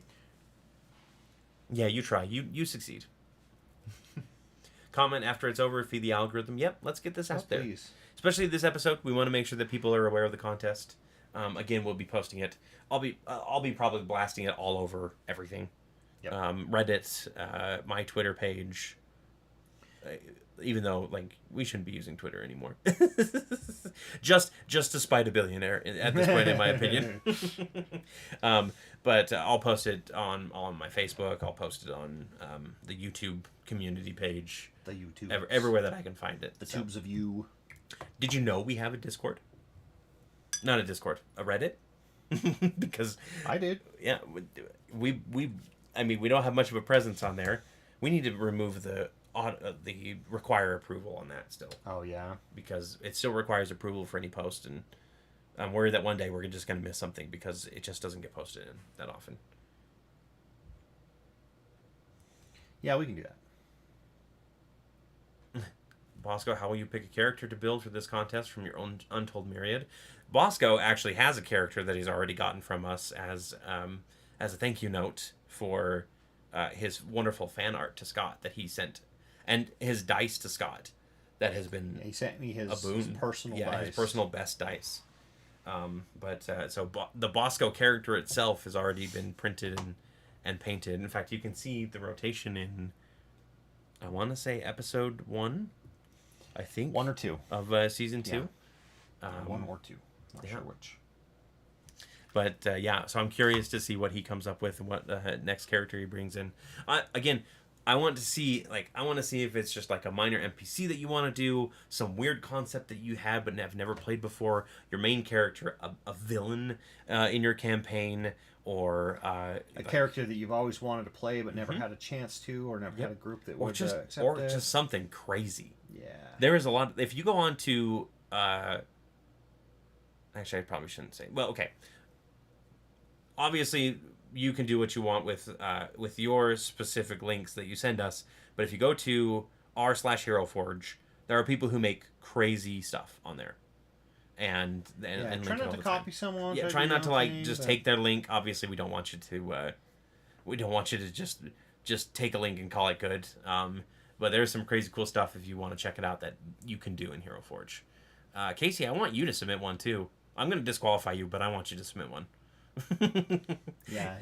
Your family of the your family of you can't actually win, but I want to see you. Yeah, I'll give you the wife point there. We can even print it out for you if you want. I'm actually stepping out of this contest because I want other people to have a chance, but I will cherish the contest from the sidelines. I want to be fair. Oh, thanks, Bosco. Appreciate it. If you do want to submit something, you can even send me a Hero Forge figure and just say, I don't want to be in the contest, but I just wanted to show you what my concept would be, and I might even just share it on the stream anyway, just because I just want something new and unique to paint on stream. Yeah, that's kind of why we're doing this. It was like, ooh, this is a great idea to paint something. Because we need to print some... also, disclaimer, my paint jobs are so. Your paint jobs are amazing. They're okay. Yeah. And honestly, like, if you take the whole 2 hours of that stream working on this character and you're like halfway done, that's fine. Like, I'm okay with you taking your time on this one, just because... Yeah, I will absolutely take my time on it. Yep. There will be lots. My wife says all right. She is going to submit a character. Or at least send me a character. A new character. We've got a couple of Hero Forge figures that I made that are coming up here that I'm excited to show off. I made the 2 dwarves that Victor got. The 2 like gold-plated dwarves. Mm-hmm. I made those. I need to paint those. Yeah, they should be pretty easy paint jobs. Mini and Ode is their names. One request: I plagiarized the heck out of Kes. Need more Kes. Like in our game, or you need to be sent a minifigure for him. Because if you're a runner-up, I'll try and remember it. Yeah, it's a possibility. Scott, if you think your paint jobs are so, please ensure the room is better ventilated because the fumes are getting to your head. Actually, does it even smell? Casey, right now we are painting... We're just finishing up a little bit of Gerard, the dwarf. Earlier, we painted an Intellect Devourer, a.k.a. a Brain Boy. We also painted a Black Pudding. Find it for a sec. Which is an ooze that has like a cool little skeleton in it. And then the big figure that we painted tonight was a carry-on crawler. Which is a really cool... carry-on crawler is a mimic that you take on an airplane. Yeah, a carry-on crawler. A carry-on crawler. In your game, I miss him. Yeah, I do. Like, Kes, I've pulled away from Kes temporarily just because... He didn't want us to have an airship.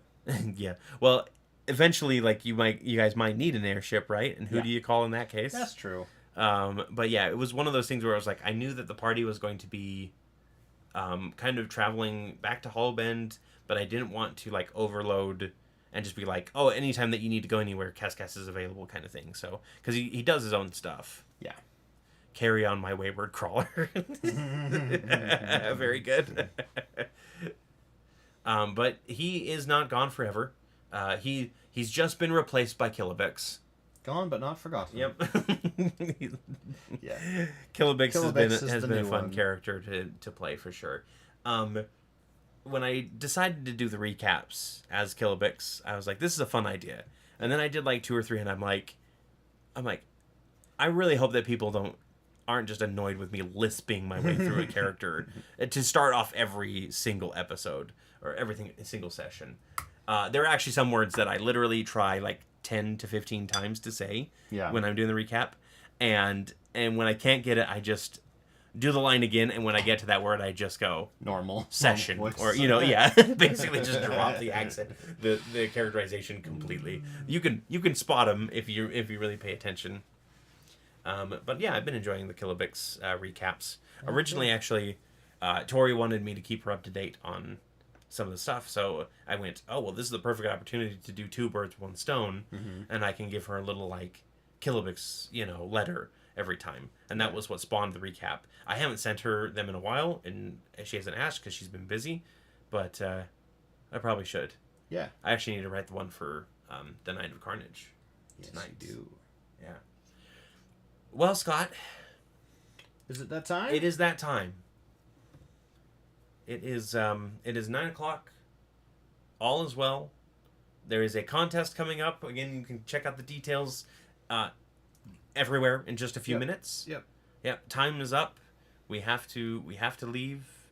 So the end is near, and I face my final curtain. Yep. But you know what? We did it our way. Yes, we did. Thank you, everybody, for joining us tonight.